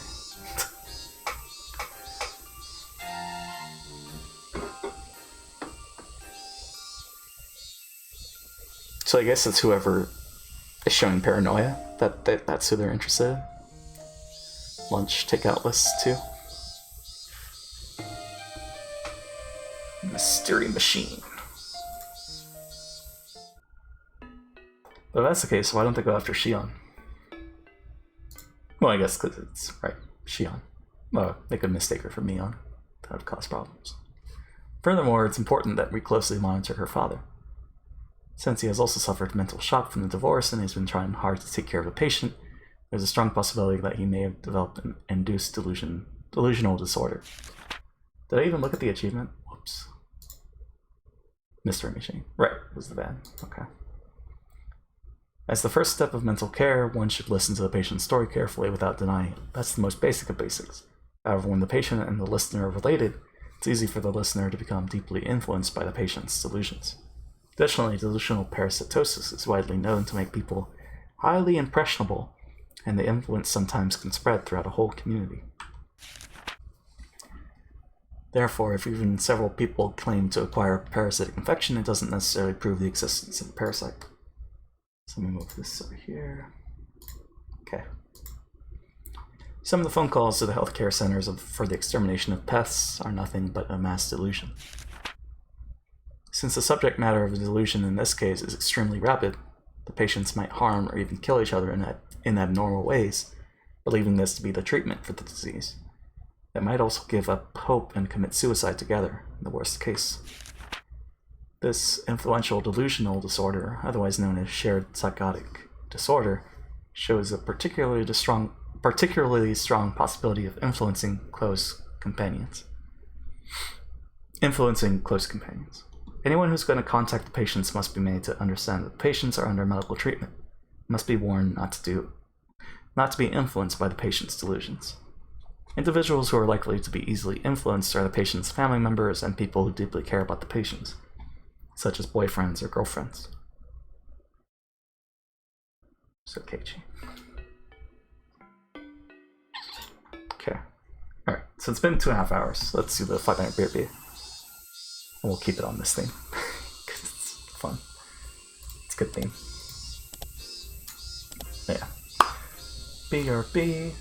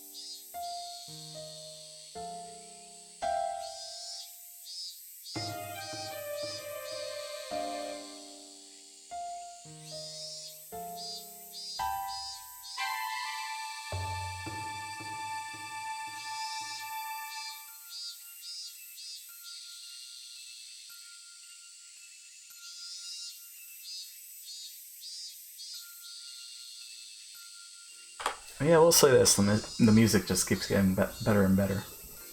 Yeah, we're back. Shout out to Quinn. They're currently live playing Subnautica Below Zero, so in case you're interested in that, go check them out. We're not ending a stream. We're still going. I'm just shouting them out because, you know, I realized that they were live on a Saturday. It's weird. Anyways, I think we're good to go. Did they not do a takeout at the end of the thing? They didn't, right? Skip. Yeah, I don't think they did. So it's not as happy cherry. Alright, well, chapter 9. Let's go.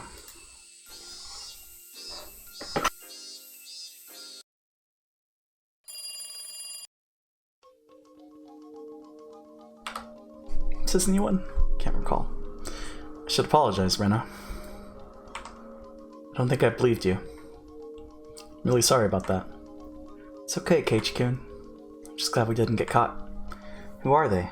Are they pawns of those religious fanatics who are trying to revive the cult of Oishiro-sama? I think they don't realize that they're pawns, but I'm sure the masterminds are using them as such. They must be the ones who have been pulling strings behind the scenes ever since the dam conflict. I heard the people who were working for the Sonozaki family did something similar during the dam conflict itself. Yes, everyone knows that. Oishi-san told me that. There was a kidnapping incident during the dam conflict.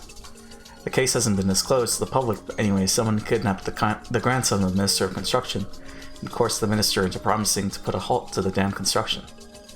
The grandson of the minister was kidnapped? Hey, I've never heard about that before. The minister submitted to their demands and they made a deal behind the scenes. That's why the incident never went public. Oishi-san only knows about it because he was in charge of the case. Okay.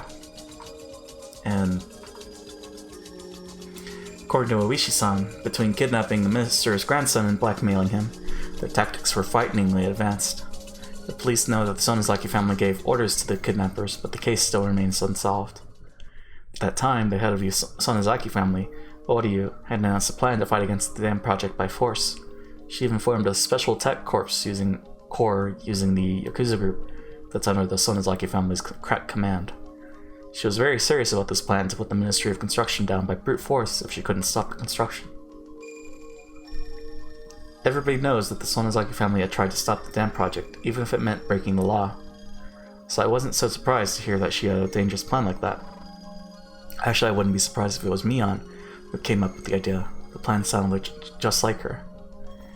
In the end, the plan ended up as nothing more than that, but the Special Attack Corps actually did undergo training, and very high-level training at that. Oishi had uncovered the information right after the dam conflict ended. At the time, Oryu even said that if the village was going to be submerged, all members of the Onagafuchi Guardians would choose to stay in their houses and drown. So because Oryu was behind those things, I couldn't just laugh off the idea of an armed assault on the Ministry of Construction. According to the information Oishi sees, she planned a suicide mission as a last resort when the dam conflict started to heat up, in case their resistance wasn't successful. She'd actually obtained weapons and put people through training for the sake of that plan. The Special Attack Corps were flown to America, having received a huge amount of money from Oryu for the operation. In the southern desert of the United States, some retired military soldiers gave them highly professional training. While the plan was never carried out, the Special Attack Corps became a death squad under the direct control of Oryu after they came back from America. They were involved in many unsolved terrorist incidents, and they succeeded in kidnapping the grandson of the minister as well. It sounds like it's from a movie or something. Do you remember how Mi-chan said that she could do anything from flying helicopters to using wireless radios? It's actually all true. It seems like Mi-chan joined in their training. So that was all true? Well, let's put that aside for now. Anyway, you have to at least believe that the death squad actually exists in Yamazawa. They're capable of kidnapping the grandson of a government minister. I didn't take a close look at the 4 men in the white van today, but thinking about it, they did look professional in a way. They were pretending to just be taking a break, but I could tell they were tense the whole time. So, are they really trying to kill you? I don't think so. If they really wanted to kill me, I'd be dead already. Exactly. So, what do they want? Are they after Takano-san's scrapbooks? Like you saw yourself, the group is very cautious. Unless we show them an opening, they won't resort to force. If they were the type to use force outright, they could have attacked me in my sleep. They haven't done that yet, so that must mean they're taking it cautiously. They're probably not sure that I have the scrapbooks. They killed Mio-san and tried to dispose of them. But they found out that the most important ones were missing. They thought she gave them to someone because she knew her life was in danger. Now they think I'm the one who has them. But they're not sure, so they can't resort to violence. Rena, it sounds like you're playing a dangerous game. Yeah. I'm a bit scared. But the difficulty level of this story was 0. But they won't be able to erase me so easily. After all, I'm cooperating with Uishi-san. I've been frequently contacting him in case something happens. What did he say about them? He said he'd keep an eye on the Sonozaki family so that he could catch them right away, if they were working behind the scenes. Did you tell him about the scrapbooks? No, I didn't. I think you should. He's an officer. I'm sure the police will help you. Keiichi-kun. Can't even tell you the secret of this village because I'm not sure you would believe me. I don't think Oishi-san would believe me if I told him any of this. Rena, let's not make it more confusing than it already is. Just tell me. What is it? What's written in the scrapbooks? What's the secret that killed Mio-san? Simply put, if the things written in the scrapbooks are true, the god they worship will be dethroned. Their god? Dethroned? Yes. The sanctity of Oroshiro-sama will be lost. That's why they want to conceal the truth. They want to resurrect people's belief in Oroshiro-sama. Rena, can you explain it? A little more simply than that? I'm confused. In other words, Oroshiro-sama isn't a god. He isn't? I had no idea what she read that made her so certain, but whatever it was, it'd be sacrilegious for people who believe so strongly in Oroshiro-sama. So let me check something real quick.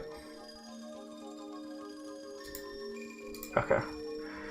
There are many teachings of Oroshiro-sama, but the essence is as follows. Don't leave the village, and don't let anybody into the village. One could even say that the rest of his teachings were developed to maintain those two fundamentals. It really wasn't until later on that they added aspects like love your neighbor, or viewing him as a god of marriage and domestic prosperity. In other words, Oroshiro-sama existed solely to stop the villagers from going outside the village. Oroshiro-sama doesn't bless the villagers or protect them from disasters. The people believe that Oroshiro-sama does all that for them, but the truth is that the people abuse his name for that purpose. Generation after generation, nothing more than that. Why did Oroshiro-sama descend in the first place? Because demons came out of Onagafuchi swamp and attacked people. In fact, that was the wrong interpretation. Demons didn't come out of the swamp and attack people. People became demons and attacked others when they were possessed by whatever came out of the swamp. Whatever came out of the swamp? What do you mean by that? Whatever came out of the swamp possessed people, crawled into their blood, controlled them, and turned them into demons. People had no resistance against whatever it was that came out of the swamp. They became demons, attacked the other villagers, and turned them into demons as well. That's right. It was a weird infectious disease that broke out from the swamp. It made the infected people go out of control. The villagers saw this disaster and explained it like so. Evil demons came out from the bottom of the swamp, possessed people, and turned them into demons as well. That is the truth of the story of the demons that came out of Onagafuchi swamp. It actually explains the legend. So, was Oroshiro-sama a doctor who came from a foreign country? Yes. That's not exactly correct, but he was something like that. He came to Onagafuchi and he treated the infectious disease, but he couldn't cure it for good. All his treatment could do was reduce the symptoms of the infection. Villagers could have had their symptoms suppressed, but there was no way to kill the parasites that had infested them. After a while, the village was divided into two groups. One group is made up of the people who were already infected, and the other consisted of the people who weren't. Without a cure for the disease, the uninfected looked down on the people who could only suppress their violent symptoms. They even talked about drowning them in the swamp. But they knew killing the infected people wouldn't solve the problem. It's like Westworld.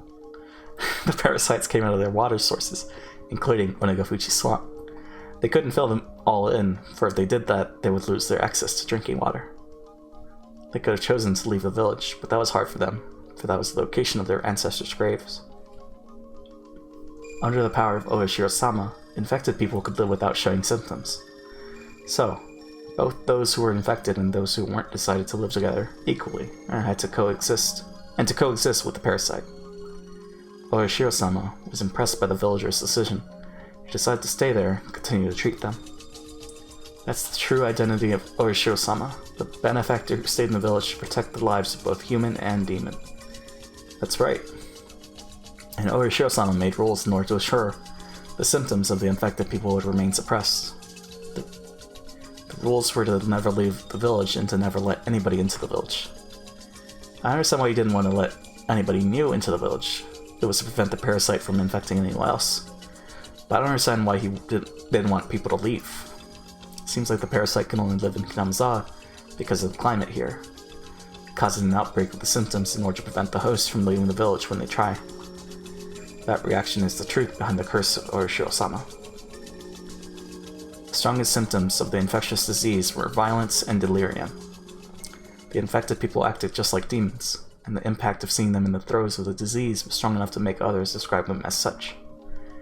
They couldn't even let people leave who had just come to the village.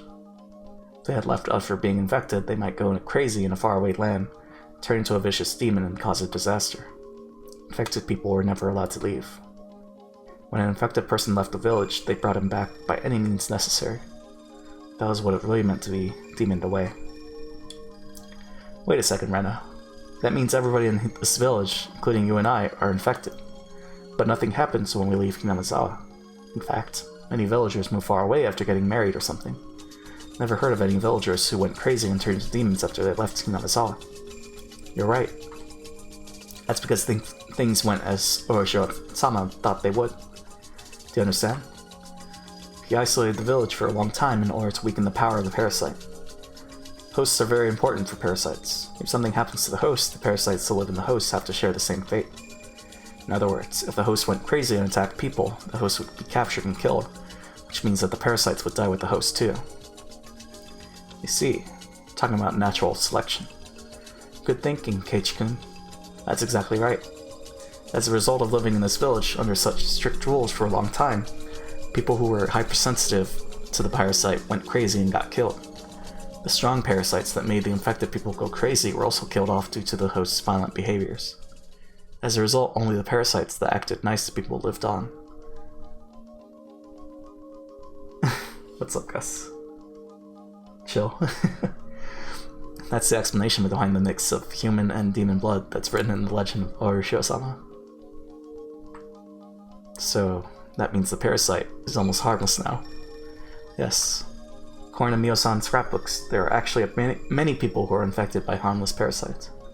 It depends on the local food culture. For example, about 80% of the people who live in a country where meat is a staple food are infected by parasites. Because the parasites coexist with humans without doing any harm to them, nobody notices them, treats them, or tries to get rid of them. Copulation. I see. In olden times, now I'm thinking of Metal Gear. In olden times, Watanagashi was called Harawata Nagashi. Harawata meaning guts. It said that people back then used to eat the guts of infected people who went crazy. It sounds awful, but it was something they had to do. Eating the infected people? Are you talking about a vaccine? Haha, you're very smart, Keiichi-kun. Mio-san also interpreted it just like you did. In the legend, it says people cut open and ate the infected ones alive, but it actually wasn't anything gross like that. They did it in a scientific way. They created a vaccine from the infected people who died from the extremely strong parasites, and that helped the uninfected villagers boost their immune system. Cannibalism. Who was Oishiro-sama? A scientist? He must have been from a very advanced country. Was he German? Is the true identity of Oishiro-sama a foreign doctor who survived a shipwreck? I think that'd be the most likely answer. He wasn't German, but he was a doctor of some sort. It's kind of interesting to reveal the truth behind old legends. Hehehe. I don't think that Rena's story is too crazy to be true anymore. think it's a little plausible, but I don't know about the Oishosama part. Still sounds crazy, of course, but I've never heard of any theories that explain the legend of this village better than this one. I'm affected by the parasite too, right? I feel itchy all over now. Person is like a universe. We have a countless number of bacteria in our bodies. Some of those bacteria are essential to us staying alive. Oh, like bacteria in yogurt, right? I see. This is also what Mio-san wrote in her scrapbooks. You know, termites, right? They eat wood, but they actually can't digest it themselves. They have unique bacteria that decompose the wood fibers. As a result, termites can absorb what they eat. That's just one example of a species coexisting with parasites. I didn't know that. When I hear the word parasites, I didn't know that either. I feel creeped out almost instinctively, but now I know some of them aren't so bad to us. Well, I mean, we saw that with Metal Gear. So the weird infectious disease that broke out from Onagafuchi Swamp has been exterminated by now. Well, I shouldn't say exterminated. I should say it's harmless now. I thought it was a crazy story at first, but now I feel like I just saw the trick behind some crazy kind of magic. It's interesting. It is to us, but for the cult of Oishosama, this must be a very annoying theory. Of course.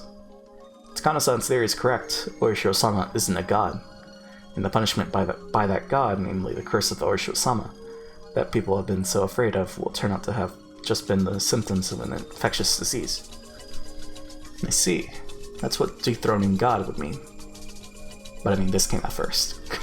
So, if the pathogen of this infectious disease was identified and announced to the public, the power of Oishosama would be completely lost. That's right. That's what they're afraid of. It's like a darker shade of red. Or pink. Mio-san was going to identify the pathogen. And for that, she was killed. So that must mean she identified it. Maybe she did. But she's gone. She didn't say anything about that in her scrapbooks. That's the only reason I can think of, though. But it's the end of the 20th century. I'm sure the villagers have been examined by a lot of different medical institutions by now, right? Institutions. Never heard about anyone discovering a weird parasite like that. I know. It's true that the pathogen hasn't been found yet. But in fact, there is evidence that there's some kind of parasite involved. What? Really? When a parasite enters a human body, that body's immune system cells, eosinophils and macrophages, try to kill a parasite. They secrete an antibody called immunoglobulin E, IgE, IgE. The most common way of checking if a person is infected by a pathogen is to look at the levels of this secretion. According to Takano's research, people from the Hinamizawa have a very high level of IgE in their blood. Iggy. Iggy? That's not all. They also have They also have obvious symptoms of being infected by parasites. They don't have any allergies. Iggy stimulates mast cells, and they secrete histamines and serotonin. As a result, these cause an allergic reaction. That allergic reaction isn't pleasant for humans, but it's necessary for the body to kill the pathogen. But the parasites don't want to be killed, of course, so they secrete substances that counteract Iggy. As a result, Iggy stops stimulating the receptors of the mast cells, which stop secreting the chemical compounds. As a result, the antigen-antibody reaction, namely the allergic reaction, doesn't occur. In other words, a human body that was infected by a parasite secretes a high level of Iggy, but doesn't display allergic reactions. For your information, a human body that's infected by a parasite doesn't suffer from hay fever. You get hay fever due to your body secreting a large amount of Iggy, because it's mistaken pollen for a parasitic invasion. As a result, a large amount of stimulants like histamine will be secreted, but your body can't contain the parasite that it's attempting to kill. That's why your body continues to secrete Iggy. As a result, the stimulants keep causing allergic reactions. That's how hay fever works. If you have a parasite in your body, it deactivates your Iggy and suppresses the secretion of stimulants. As a result, you don't have an allergic reaction. In other words, there's no hay fever in Hinamizawa, and you can cure your hay fever by moving here. So, we haven't been able to identify the pathogen, but there's no question about its existence. Yes, that's right. If that's true, the scrapbooks are a big threat to the believers in Oyashiro-sama. They don't identify the pathogen, but they clearly prove its existence. Yeah. Poses a big enough danger to them to make them think it's worth killing Mio-san. This really is a scary secret. I believe it because you took the time to explain it to me, but if you had skipped the details and told me only the conclusion, it really would have sounded too crazy to believe. Yeah. Meta.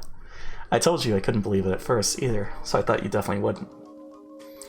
So, what's important right now is that there's a dangerous organization acting in the shadows to try to cover up the truth, right?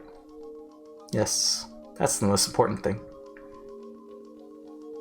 The fanatics who want to revive the sanctity of the god they worship. Reviving the majesty of their god means reviving the power of that god. The power of their god is the infectious disease. This infectious disease can't spread nationwide, unlike other infectious diseases. So from now on, I'm going to start calling it an endemic disease. That fits better, since it only affects this region. Anyway, the endemic disease of current-day Hinawaza is different from the one of the old times. It's been through a process of natural selection and it's harmless now. In other words, it doesn't do any harm to human bodies. That harm was once interpreted as a curse. A curse is the power of a god, so a harmless endemic disease means that the god is powerless. That means the only way to regain the majesty of that god is to revive the curse. In other words, they want to bring back the primitive endemic disease, namely the harmful, strong version of the parasite. Wait a second. These fanatics want to deny the fact that they're... Oh, jeez. Just knocking over the water bottle. Wait a second. These fanatics want to deny the fact that their god was actually a parasite. But you're saying that they're researching the parasite? That's contradictory, isn't it? I know it is. I think that this research is a secret that only the head of the fanatics is aware of. From the outside, they look like they're praising their god, but they're actually understand its true identity, and they're trying to revive its supernatural power with their own hands. I get it now. Oh my god, it's getting crazier and crazier. It didn't say in the scrapbooks, but I'm suspicious of the clinic the manager owns. The EDA clinic? Why? Ah, there's manager. The facility is too big and fancy for Hinawaza. Mio-san was working there. The manager might be a bacteriologist the Sonozaki family recruited. Can't be. I think Mio-san was murdered because she knew too much. The reason why the manager hasn't been murdered yet is because he's working for the fanatics in the first place. And he's researching the primitive form of the endemic disease. It's hard to believe that the coach we know is capable of doing things like that. I'm sorry. It might be totally irrelevant. It's just a wild guess. Someone is doing the research somewhere. That much is certain. After 5 years, the research has finally been completed. The first case was the dismemberment murder by the damn construction workers. Their quarrel had turned to a lynching. They might have had the primitive infectious disease, and the symptoms, the aggression and delirium, might have kicked in. The victims of the second year were Satoko's parents. There were no witnesses, so the whole event is veiled in mystery. But there's a theory that someone might have pushed them over the cliff, since the fence of the observation deck that they fell from was quite sturdy. What if one of them was infected by the primitive parasite? He or she might have become violent and pushed the other over the cliff. The Shinto priest died from a disease, and his wife drowned herself in the third year. Might have died of shock because of a hypersensitive reaction to the infection. His wife might have gone crazy and committed suicide when one of the symptoms, delirium, kicked in. In the fourth year, Satoshi Hojo's aunt was beaten to death, probably by Satoshi himself. Everybody who knew Satoshi-kun remembers how he changed at that time. He showed signs of being both aggressive and delirious. In the fifth year, for the first time in 5 years, the victim experienced the maggot disease described in the old scroll of the Furude Shrine. The reason behind that is unclear, but the stronger primitive parasite could have given its victim a delusion of maggots. This means that they finally managed to duplicate the curse of Orishiro-sama, after 5 years of research. Tomidaki-san is the victim of the fifth year. He died in an extremely abnormal way. I'm the only one who understands his death because I experienced the same thing. kept clawing at his throat to get rid of the maggots, and died as a result. With all that explained, I finally understand the maggot disease I experienced in Ibaraki. I left Hinamizawa, and it made the parasite in me uncomfortable. As a result, it tried to resist, even though it wasn't very strong. It tried to make me homesick. But with my parents' divorce, I grew mentally imbalanced, and I completely lost the power to resist for a period of time. The parasite was weak and harmless, but my mental instability allowed it to worsen my symptoms dramatically. As a result, I went crazy and became violent. The delusion of Oroshiro-sama appearing to me in the bathroom was probably the terminal phase of my delirium. I created the supernatural existence, Oroshiro-sama, that I was instilled with when I was little. Then I persuaded myself to go back to Hinamizawa based on that delusion. Some of the transcendents of Onigafuchi must have had the same kind of experience. They must have passed their experiences down as the acts of a god. I remember I once saw on TV that the indigenous people in South America used some kind of natural drug in order to have a mysterious, mystical experience, and that they called it a ritual to communicate with their gods.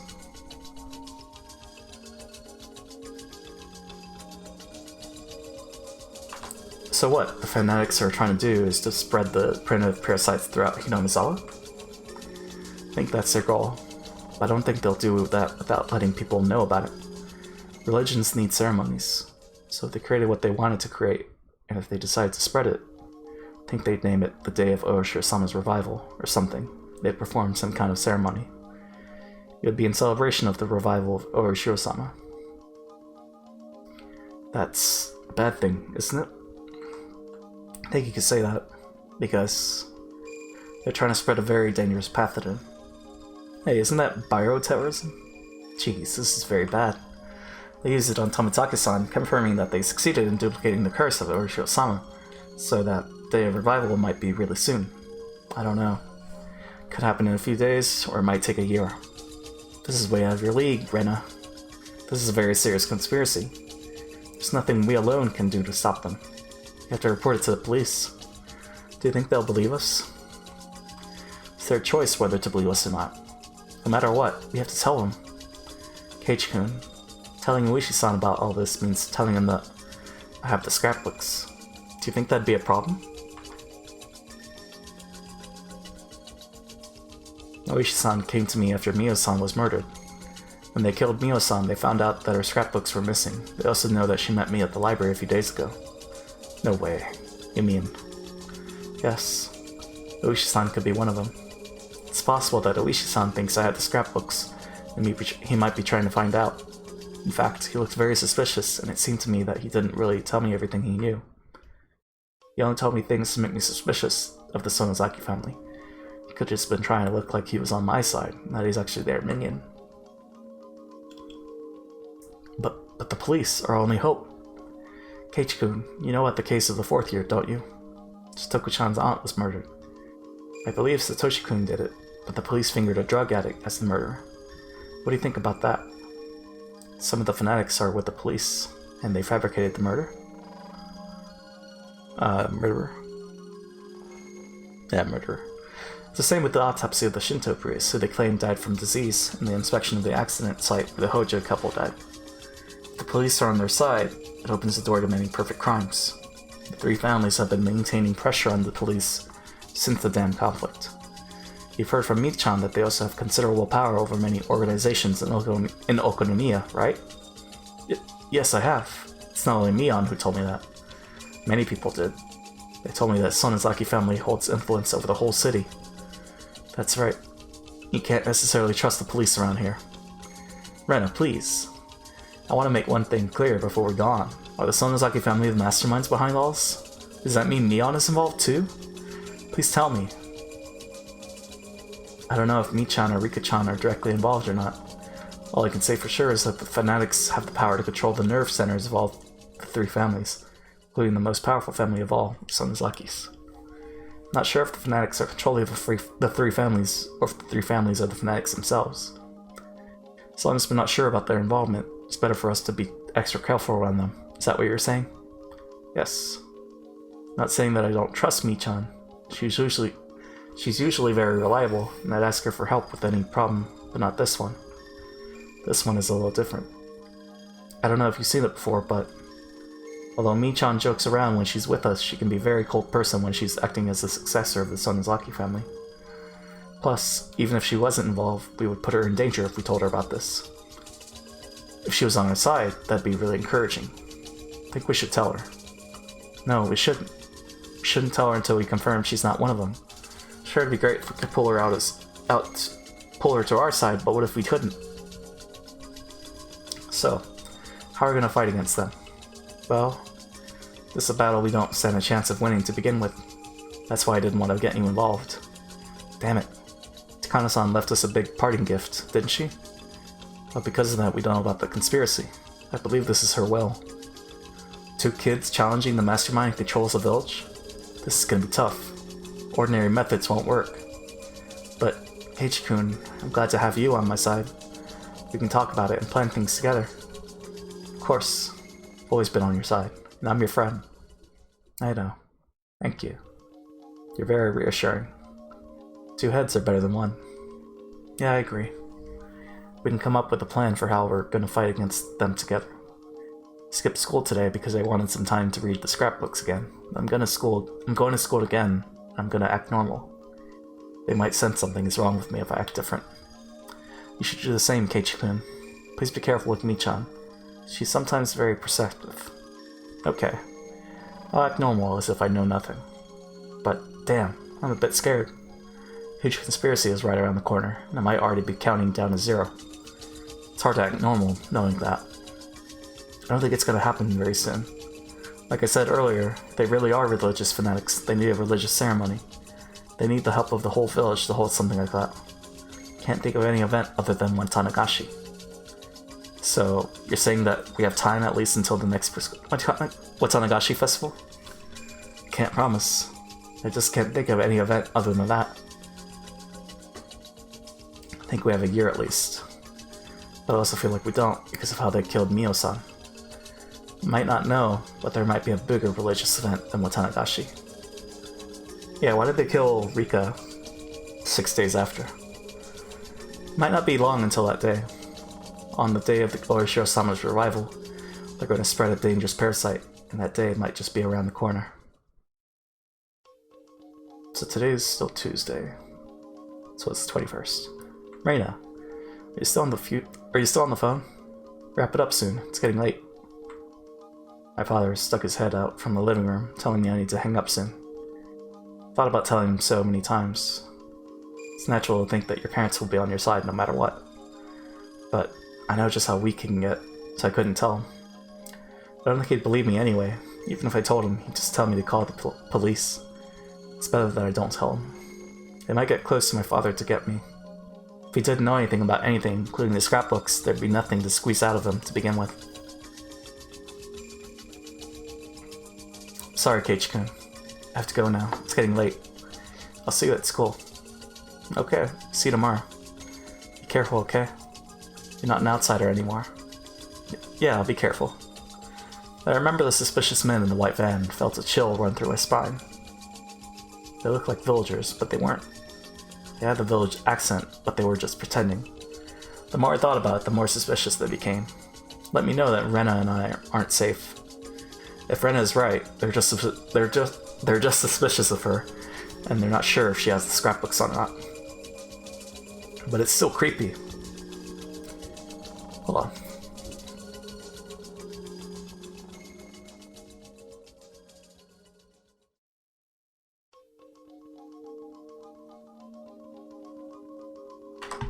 Rena had probably experienced the same creepiness I felt when I saw the van several times up until now.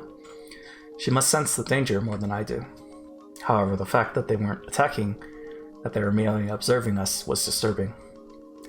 If they attacked her, she could have done something like going to the police. But all they're doing is just watching her from a distance. She can't do anything about it. She can't talk to anybody about it.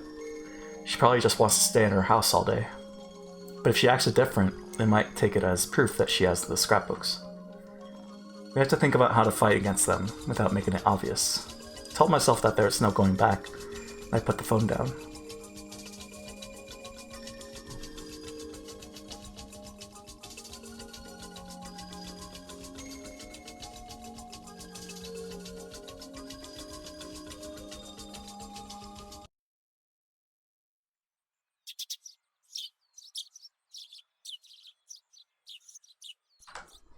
The next day, Rena came to school, acting normal like she said she would.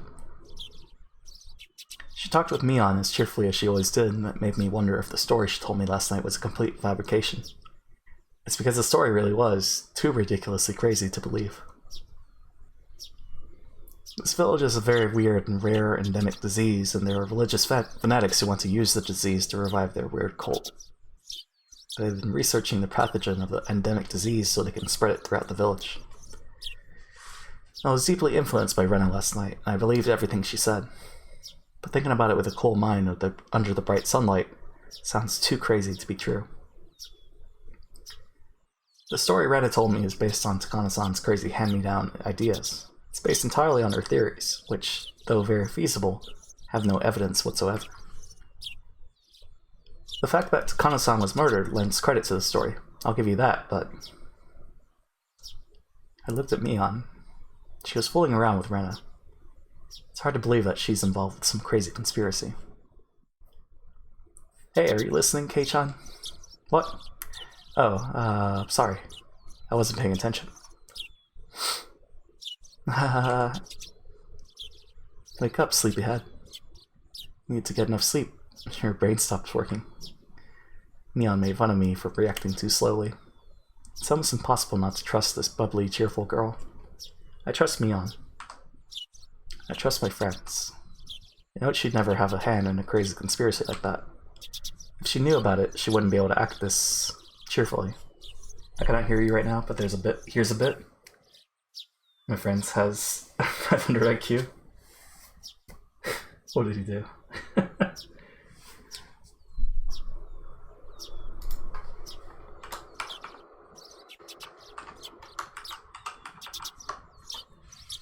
So he's saying, did you know in Doctor Who there are weeping angels?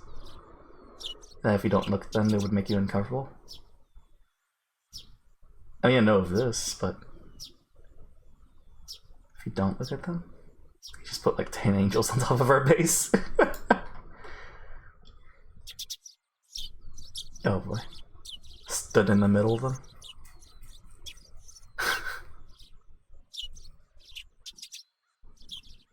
And I heard obnoxiously loud keyboard sounds. Oh boy.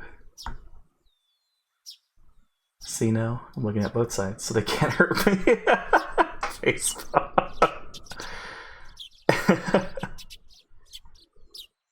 I thought it was, you're not supposed to look at them. Or no, you have to keep looking at them. Right. If you don't look at them, they would make you uncomfortable. Right. You have to keep looking at them.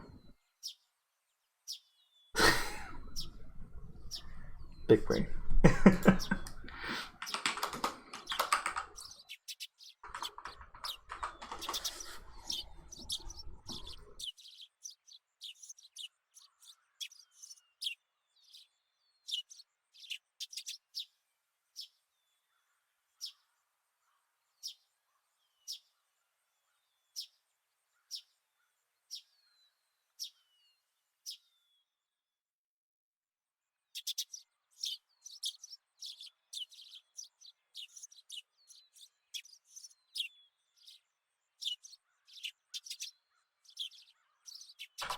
Oh man.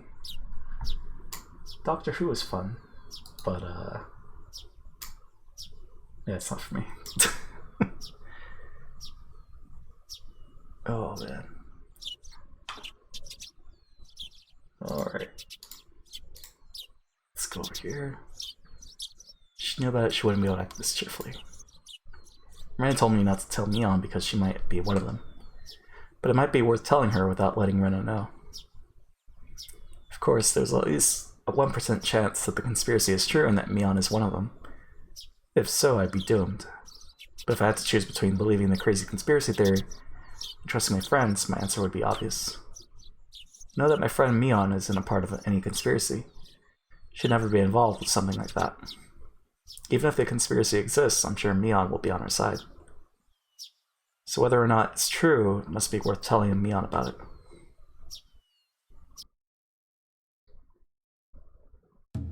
What's going on, Kei-chan? Why did you call me out here? Told me not to tell anybody. You're not going to extort money from me, are you? Is that the first thing you think of when you're called out to the gymnasium storeroom? Oh, I know. You want to give me a love letter, don't you? People usually use the shoe locker for that, you know? We don't really do that in the city. Hold on. Must be worth telling me about it. It's breaking the promise. We don't really do that in the city. A lot of guys hand over their love letters in person. You shit. Really? A lot of guys hand over their letters in person. So wait, you're, oh, she's blushing. Are you kidding me? That's not why I called you here. I have to talk to you about something very important. I want you to listen without making fun of me. What is it? Do you know there are people who want to revive the cult of Orochi-sama? Huh? What? What are you talking about? This, of course, was just my way of getting a feel for the situation. I wanted to see how she was going to react by getting straight to the point. But Mion really did look puzzled. People wouldn't normally react like this if someone pointed out their secrets out of the blue. They always panic, if only just a little. Either Mion was a brilliant actress, or she really didn't have anything to do with the idea of reviving Orochi-sama. I decided to tell her everything. Mion, your family, the Sonozaki family, has a lot of influence in this region, including Hinamizawa, right? Do you think there's a possibility that they are working to revive the cult of Orochi-sama behind the scenes? Revive? Why? Well, you know, people today don't worship Orochi-sama like the people in the old days did. So people like fundamentalists might be trying to make people worship Orochi-sama in the same way as the people of Onagafuchi. What? Wait a second. I have no idea what you're talking about. Are you sure? You really have no idea what I'm talking about? Of course I don't. It sounds like one of those popular novels that sold 5 million copies over in America. Mion's reaction was very natural. It seemed impossible that she was pretending she didn't know anything about it.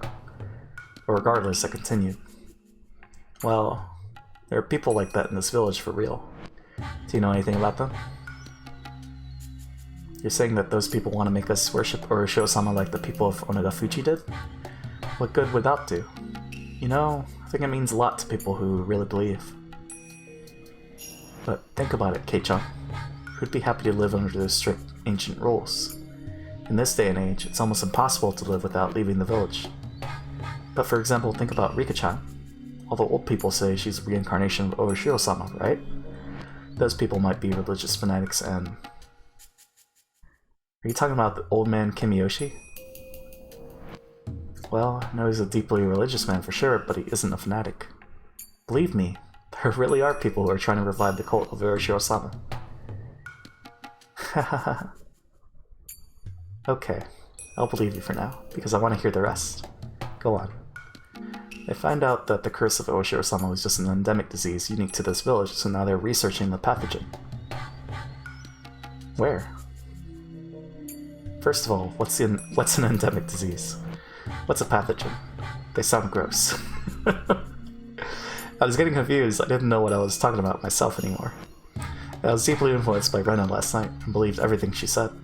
But having said it all out loud, I started realizing how impossible the story sounded. What's going on with you? Did Mio-san tell you all this? How did you know?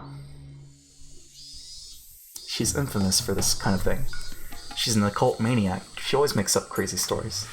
Few people have gotten badly taken in by her before. She told me some of her stories once, and I remember they were actually very interesting. Is that true? I think you've heard about this once or twice before, but this village had a unique culture back in the old days. They did a lot of oppressive things, like having very strict rules, very strict punishments, and a bunch of other cruel traditions. They're well known among occult maniacs. Mio-san is one of them. So the story I heard about the weird parasite that controls the village was... What? Parasite? Is that a new story she came up with? What do you mean, new story? I told you, Mio-san is a cult maniac. She studies the weird legends surrounding Onagafuchi and enjoys making up hypotheses, theories, and wild stories about them. She's created a lot of different ones aside from that theory that parasites are controlling the village. One I heard an awful while back was about UFOs. That one was interesting, since it connected a lot of different dots. The story was about a UFO that crashed in the Onigofuchi swamp long ago. The alien that was in the UFO and the villagers had a battle, or something like that. It was like one of those sci-fi horror B-movies. The one Satoko heard was a theory about creatures from the bottom of the ocean. A movement in the Earth's crust opened up a connection between that underwater world and Onigofuchi, and the princess of the underworld fell in love with the young man in the village. It was like a sci-fi version of Romeo and Juliet. The story about the parasites that you heard must be a new one. Hope she makes all of them to a book one day. Neon began laughing so hard that she had to hold her stomach. As I looked at her laughing like that, I realized I fell for something that ridiculous. At that point, it was obvious. I had been completely taken in. I'm sorry, Mion, but please answer my questions. First, do the fanatics who are trying to revive the cult of Orochi-Osama exist? No, they don't. I mean, it's totally the opposite. The 3 families have agreed to open Hinamizawa to outsiders in order to make this village thrive. I'm not supposed to tell anybody about this, but there's a project to build a new highway by the end of the 20th century. The Sonozaki family is promoting its construction without informing the villagers. If all goes well, this whole area will flourish. My grandma is betting she'll make a fortune when it causes land prices in the region to skyrocket. Well, most of the work will happen in the 21st century, so I'll likely end up taking over the project. So, you don't think there are people who hate outsiders? I told you, there are no such people. What makes you think we want to make this village more inconvenient than it already is? In fact, we've already started selling the land of the village to rich people who want to build country residences here.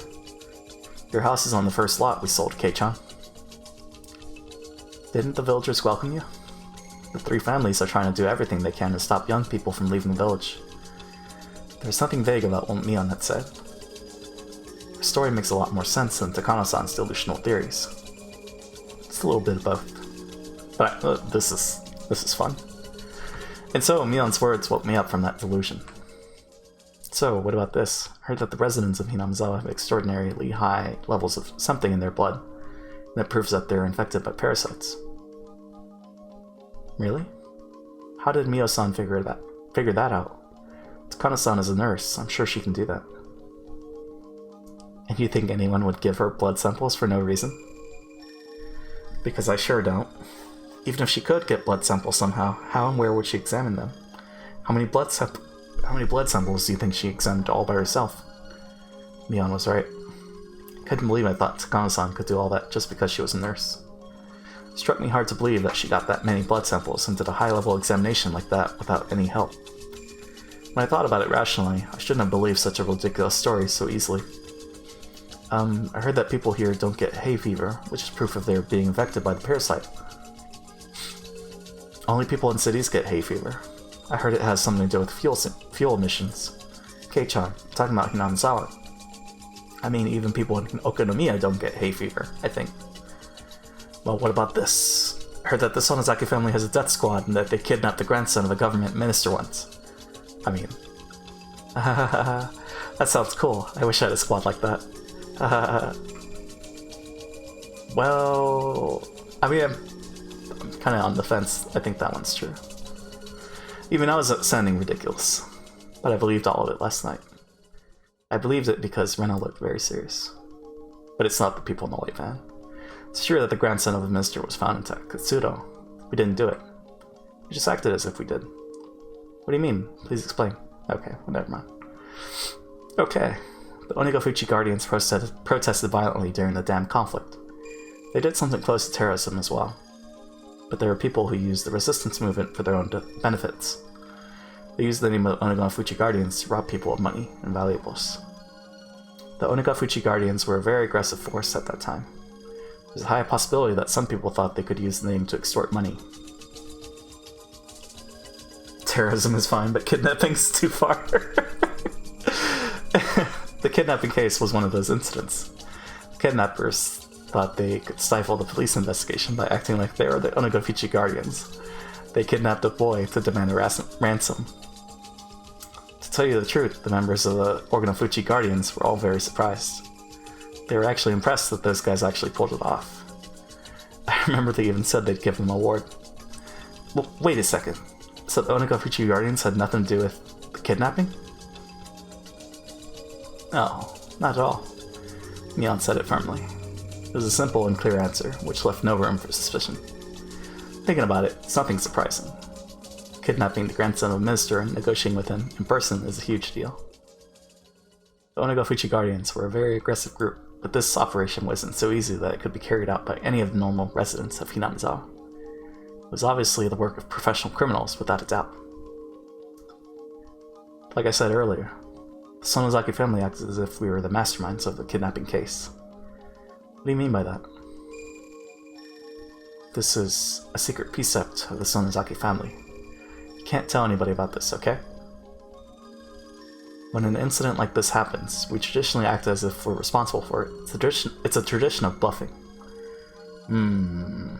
What's up with this? Bluffing? Really? Yeah. Doesn't matter what it is. As long as it works out in our favor, it can be a criminal incident. The weather, or even lottery numbers. We act as if it happened because the Sonozaki family wanted it to happen. It starts to sound like we're a very powerful organization, doesn't it? That's the point. This is the secret strategy that only the Sonozaki family heads know about. This strategy is meant to make us look bigger and stronger than we really are. Higurashi, Higurashi, Fufu. What's up, Gus? Why are you being smug? Okay. I mean, I'm questioning this because of the whole Satoshi situation, but I guess. Right. It tracks. Wow. So what about the plan they had during the dam conflict? The one to attack the Ministry of Construction? Is that true? Heard that they obtained weapons and even trained for it. Hehehe. That was the spin we put on it. There's no way we could actually carry out a crazy plan like that. Our real goal was to make people believe that we were capable of doing things like that so we could exact pressure on the government. That's all. But what about Rina's murder at the beginning of Chapter 3? I don't know, I haven't said anything in a while. I gotcha. They obtained weapons and went through training just so they could exact pressure. They had no intention of actually carrying out the plan. Sonozaki family was just bluffing. That made sense. Of course it did. It's impossible to attack the Ministry of Construction. Even if they did, it wouldn't solve the problem. All I had to do was use common sense. Even if they did, they would have been crushed within seconds by a huge number of policemen. Why didn't I think of that? What about the weapons and the training? As for the weapons, no comment. Unless they killed... Well... I don't know. But we did go through training. We need to do that in order to make the bluff look real. We gathered some younger men from my father's office and appointed Kasai-san as leader of the group. Went to a desert in Texas. Texas? Played war games. That's where I am. Played war games with some instructors and went sightseeing in San Francisco afterwards. As leader of the group. The bluff looked real.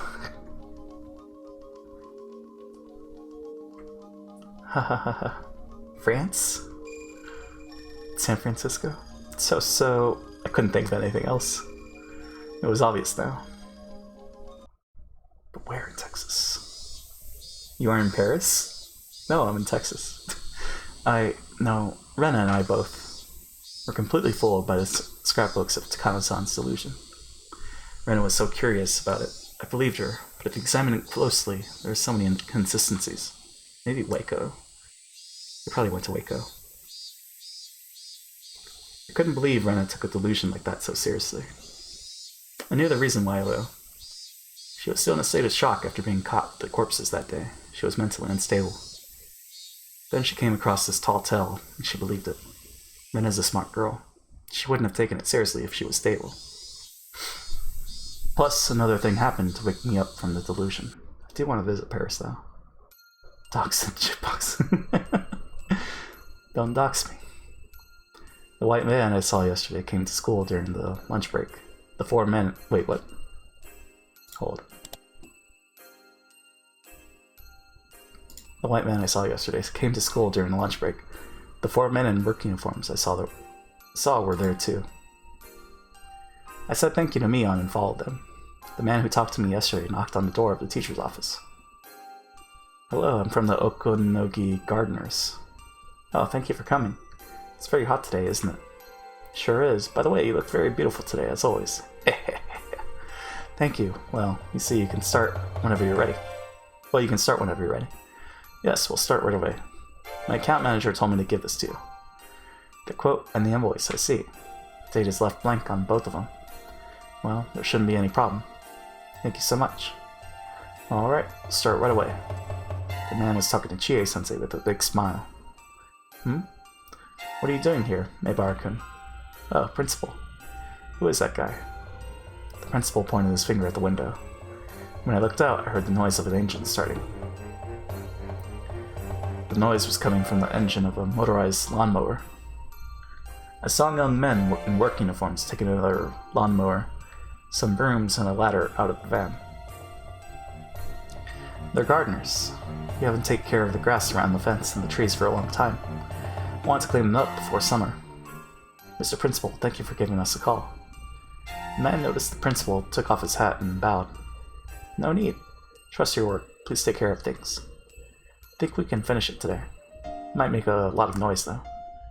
Each worker took one of the tools and worked towards the fence, where the grass was growing. The engine of the lawnmower was very loud, and the kids who were playing in the schoolyard looked at it curiously. Hey! It's dangerous out here. Go back to your classroom. It was Chie-sensei. She handed an envelope with documents in it to the principal. It said Okonogi Gardeners in green on the envelope. Principal, please sign the invoice and drop it off at their office next time you go to the town hall. Of course, will do. Ah, Chie-sensei. Did they come here yesterday? Yes. They came here to look at the grass late in the afternoon. They told me they got lost on the way back because they tried to take a shortcut. This village has a lot of small roads branching off everywhere. They can be very confusing. I remember when I first came here, Chie-sensei started talking about when she got lost and they laughed together. There was never anything suspicious to begin with. I thought they were suspicious yesterday because of what Rena had told me. First I thought it wasn't unusual to see a white van. But then right after I heard her creepy story, I saw a white van parked on the road and I got scared. The gardeners weren't familiar with the roads of Hinamiza and they got lost trying to take a shortcut on their way back. But why would they ask about Rena? That's all. I had it totally twisted around. I believe that fake-sounding story. I believe that the Sonozaki family was working behind the scenes, and I fabricated the existence of a group of fanatical believers in my mind. Worse, I doubted Mion. Damn it. Such a fool. She's my friend. We took each other's hands that day, saying that we were a family made of friends. That friends were friends no matter what. I said that, but then I doubted my friend. I'm so stupid.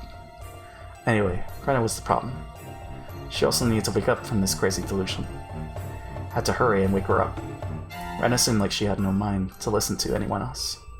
She truly believes that the Sonozaki family are the masterminds of a large-scale conspiracy.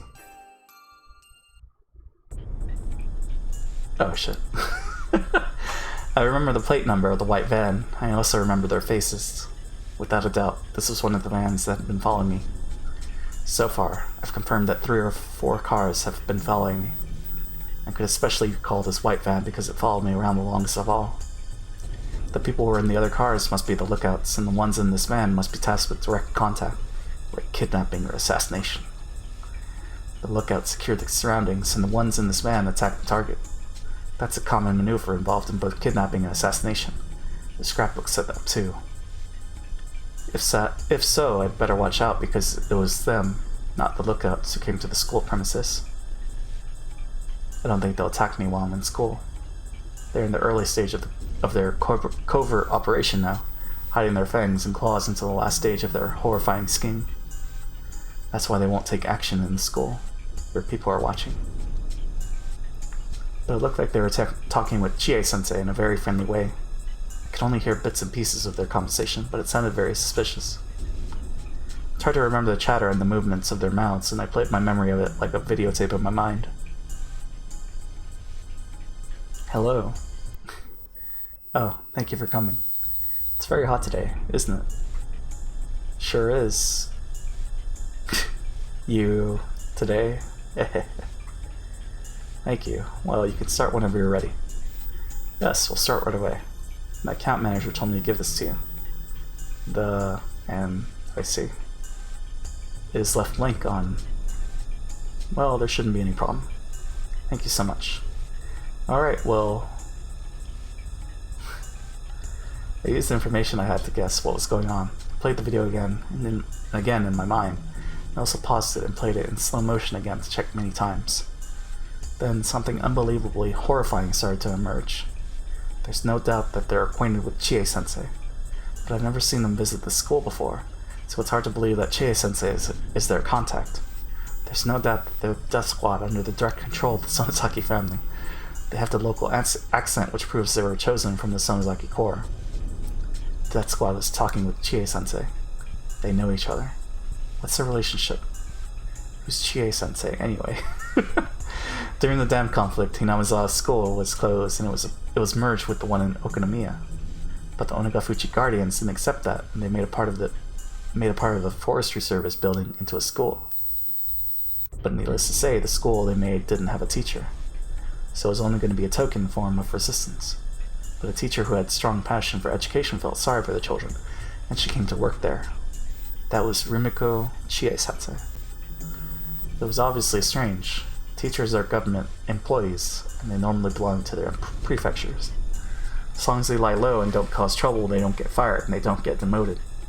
They can work up until the official retirement age, and they're guaranteed to get a fixed retirement fund. She was one of those government employees, but she defied the Board of Education and came to work for Hinamizawa. The villagers admire her as a teacher of passion. I heard that Oryu Sonozaki herself successfully negotiated with the Board of Education that suspended Chie-sensei for defying their orders.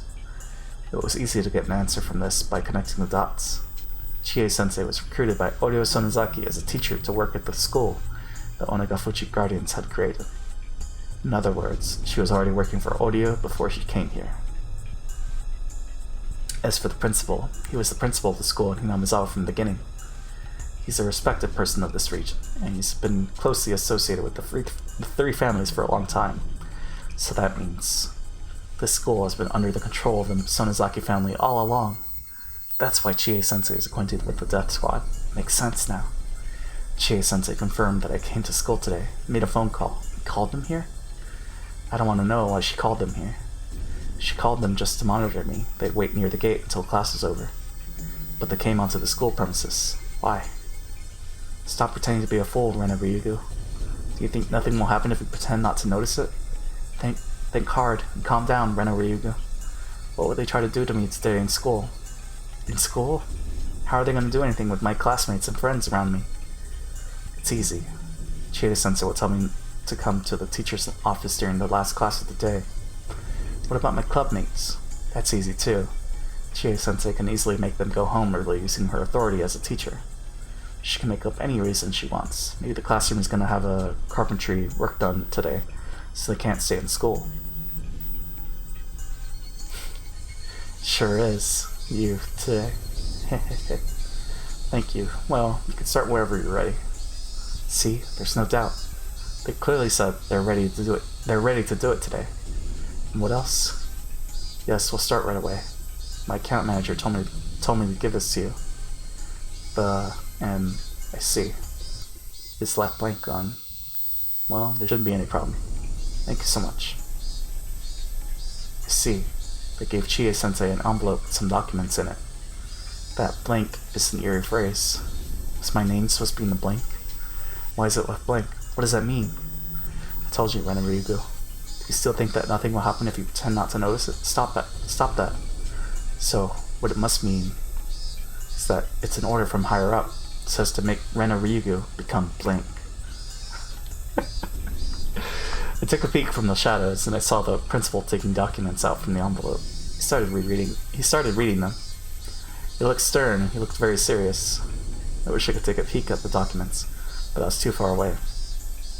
I kept looking at him just to see if he'd react at all, and then the envelope caught my eye. The envelope said, Okanogi gardeners. It had some numbers that looked like a phone number. Fortunately, I have good eyesight. I memorized the number. They're a death squad. The gardening company must be a camouflage occupation. Probably doesn't even exist. I want to find out. I looked for a phone. There's only one phone, and it's in the teacher's office. Fortunately, the teachers were chatting in the hallway, looking at the gardeners. It was now or never. I made sure nobody was watching me go into the teacher's office. I rushed in and grabbed the phone on the principal's desk. I went over the phone number in my head and dialed it up. I'm glad they have a touch-tone phone. It would have been difficult if it was a rotary dial. Somebody answered. I don't have to ask, is this the Okanogi gardeners? Wait for the answer before hanging up. It should be easy. Connected. The number you dialed is... I felt a cold chill run through my body from the bottom of my feet. Wait, don't make a quick judgment. I might have remembered the number wrong. No, I know I remembered it right. It was an easy number to remember. It's impossible to remember it wrong. Then, did I dial it wrong? Put the phone down and started over. This time I dialed the number more slowly. Teachers might be coming back at any time. In that situation, it was too risky to do anything slowly. But I need to make absolutely sure. The number you dialed it's the same. There's no doubt. The company Okanogi Gardeners doesn't exist. It's just a camouflage complication for the Sonozaki's family's death squad. Please make sure the number you dialed is correct. The number you dialed is... I was too stunned to put down the receiver. The announcement kept running over and over again. The voice was cold and creepy. I hung up the phone and rushed out of the teacher's office. I ran to the bathroom and held my head in an attempt to cool down. Calm down, Rena. Calm down, Rena Ryugu. Stay cool, Rena Ryugu. Wasn't safe here anymore. If stayed here, I might be erased, even in the open. They'd erase me? Why? They aren't certain that I have the scrapbooks. I told Ch.6 where I hid the scrapbooks. Yesterday I told him I hid them in my hideout, in the garbage dump. Is Ch.6 in cahoots with the Sonozaki family? I felt as if my head was a pot that was cooking some dubious stew. There was only soup in my brain. Cut up clues, information, and facts, just like I'd cut vegetables and threw them into the pot. Some of them were floating on the surface, and others were on the bottom of the pot. They were being cooked in a boiling soup. No, it can't be. Ch.6 is on my side. He's the only one who's on my side. He held out his hand to me at the trash piles. There was no lie in that hand. When he grabbed my wrist, I felt nothing but a strong and pure heart. And he promised me he'd be on my side. I shouldn't doubt Ch.6. He's the only one I should trust. He's the only one who's on my side right now. Sorry. Sorry, Ch.6. I was about to doubt you. Really sorry. I'm so sorry. I said it out loud on purpose, full of regret that I doubted Ch.6, the only one who was on my side. Now that I think about it, whether I have the scrapbooks or not might not matter to them. Erase anyone who is suspicious. That's the safest way. Does that mean they're in a hurry? The day of Oroshiro-sama's revival might be just around the corner. That's why they're trying to get rid of any small fish bones that are stuck in their throat by any means before it's too late. You don't need her anymore. Just erase her if you're worried so much. Could easily picture Oryu Sonozaki saying that. Picture? No, she did say that. That's why they're here today. What should I do? What should I do? Should I wait until school's over? I was like a fish in a pond. No matter how many times I escaped from the net, I was in the pond. They owned the pond. I didn't stand a chance. Then what should I do now? I couldn't keep escaping from the net. I should get out of the pond. Didn't know how to fight them. I didn't know who's on my side. I was about to give in to despair. For now, I'd have to think about how to survive this, so I'd at least have time to think about how to fight against them. I have to get out of this pond. When I was about to leave the bathroom, one of my classmates came in. I pretended to be sick and talked to the girl while laying on the wall. I don't feel good. I think I'd better go home. Can you tell Chie-sensei I left school early? Shouldn't let Chie-sensei know that I'm leaving school early if I'm trying to run away from them. But if I didn't, they might think I ran away without cause. That might lead them to chase after me without mercy. If that happens, I don't stand a chance. They were planning to capture me after school is over, but I happened to feel sick and left school early. they took it that way, they wouldn't think that I noticed the noose tightening around me. I was about to go to the classroom to get my bag, but I changed my mind and turned around. Didn't need my bag anymore. I realized nobody was watching me, so I stopped pretending to be sick and started running.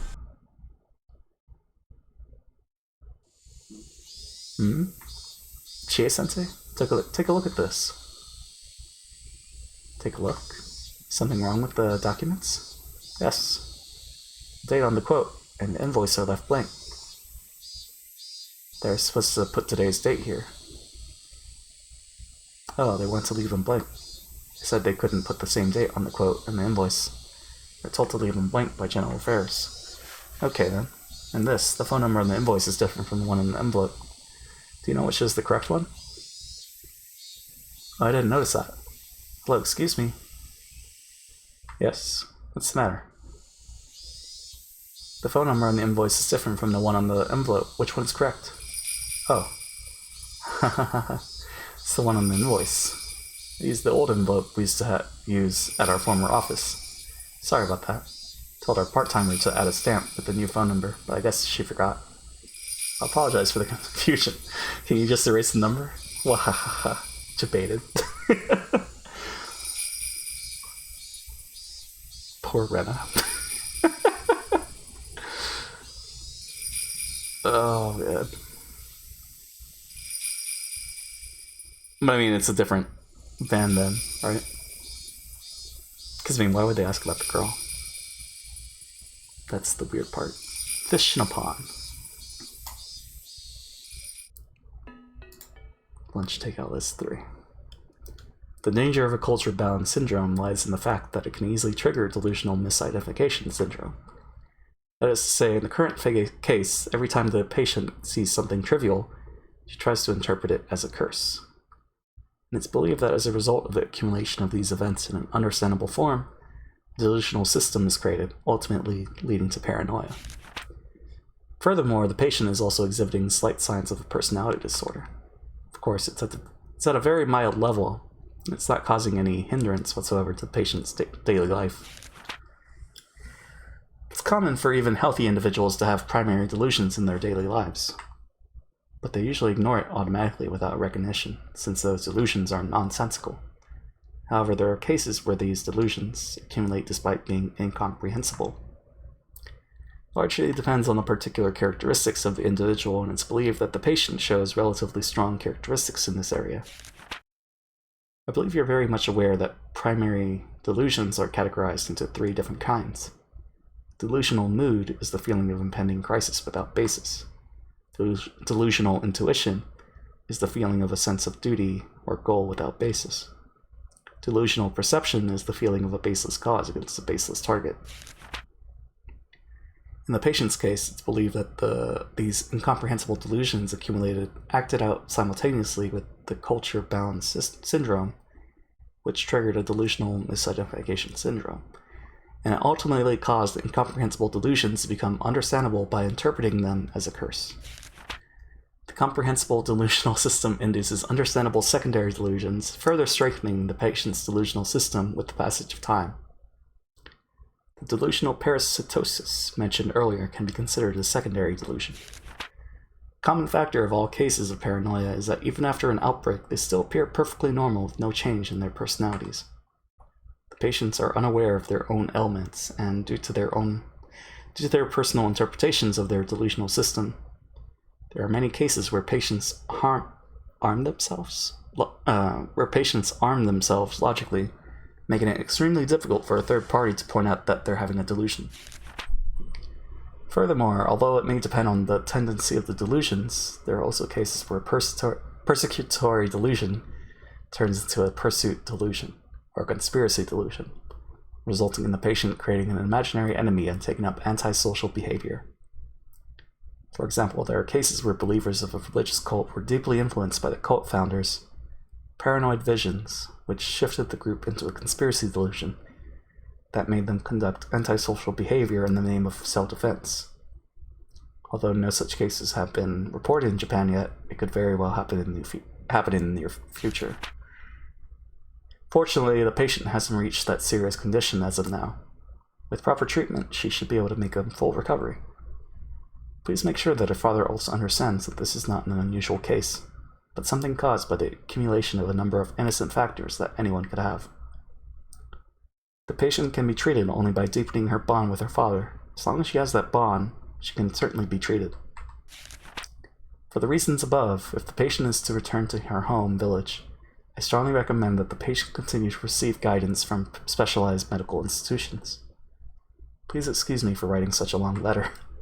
Thank you for reading this until the very end. Oh, is it the last? Okay. Alright.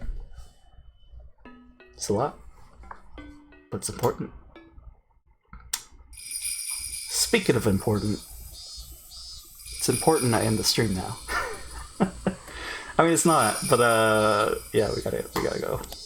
So, chapter 10, debated.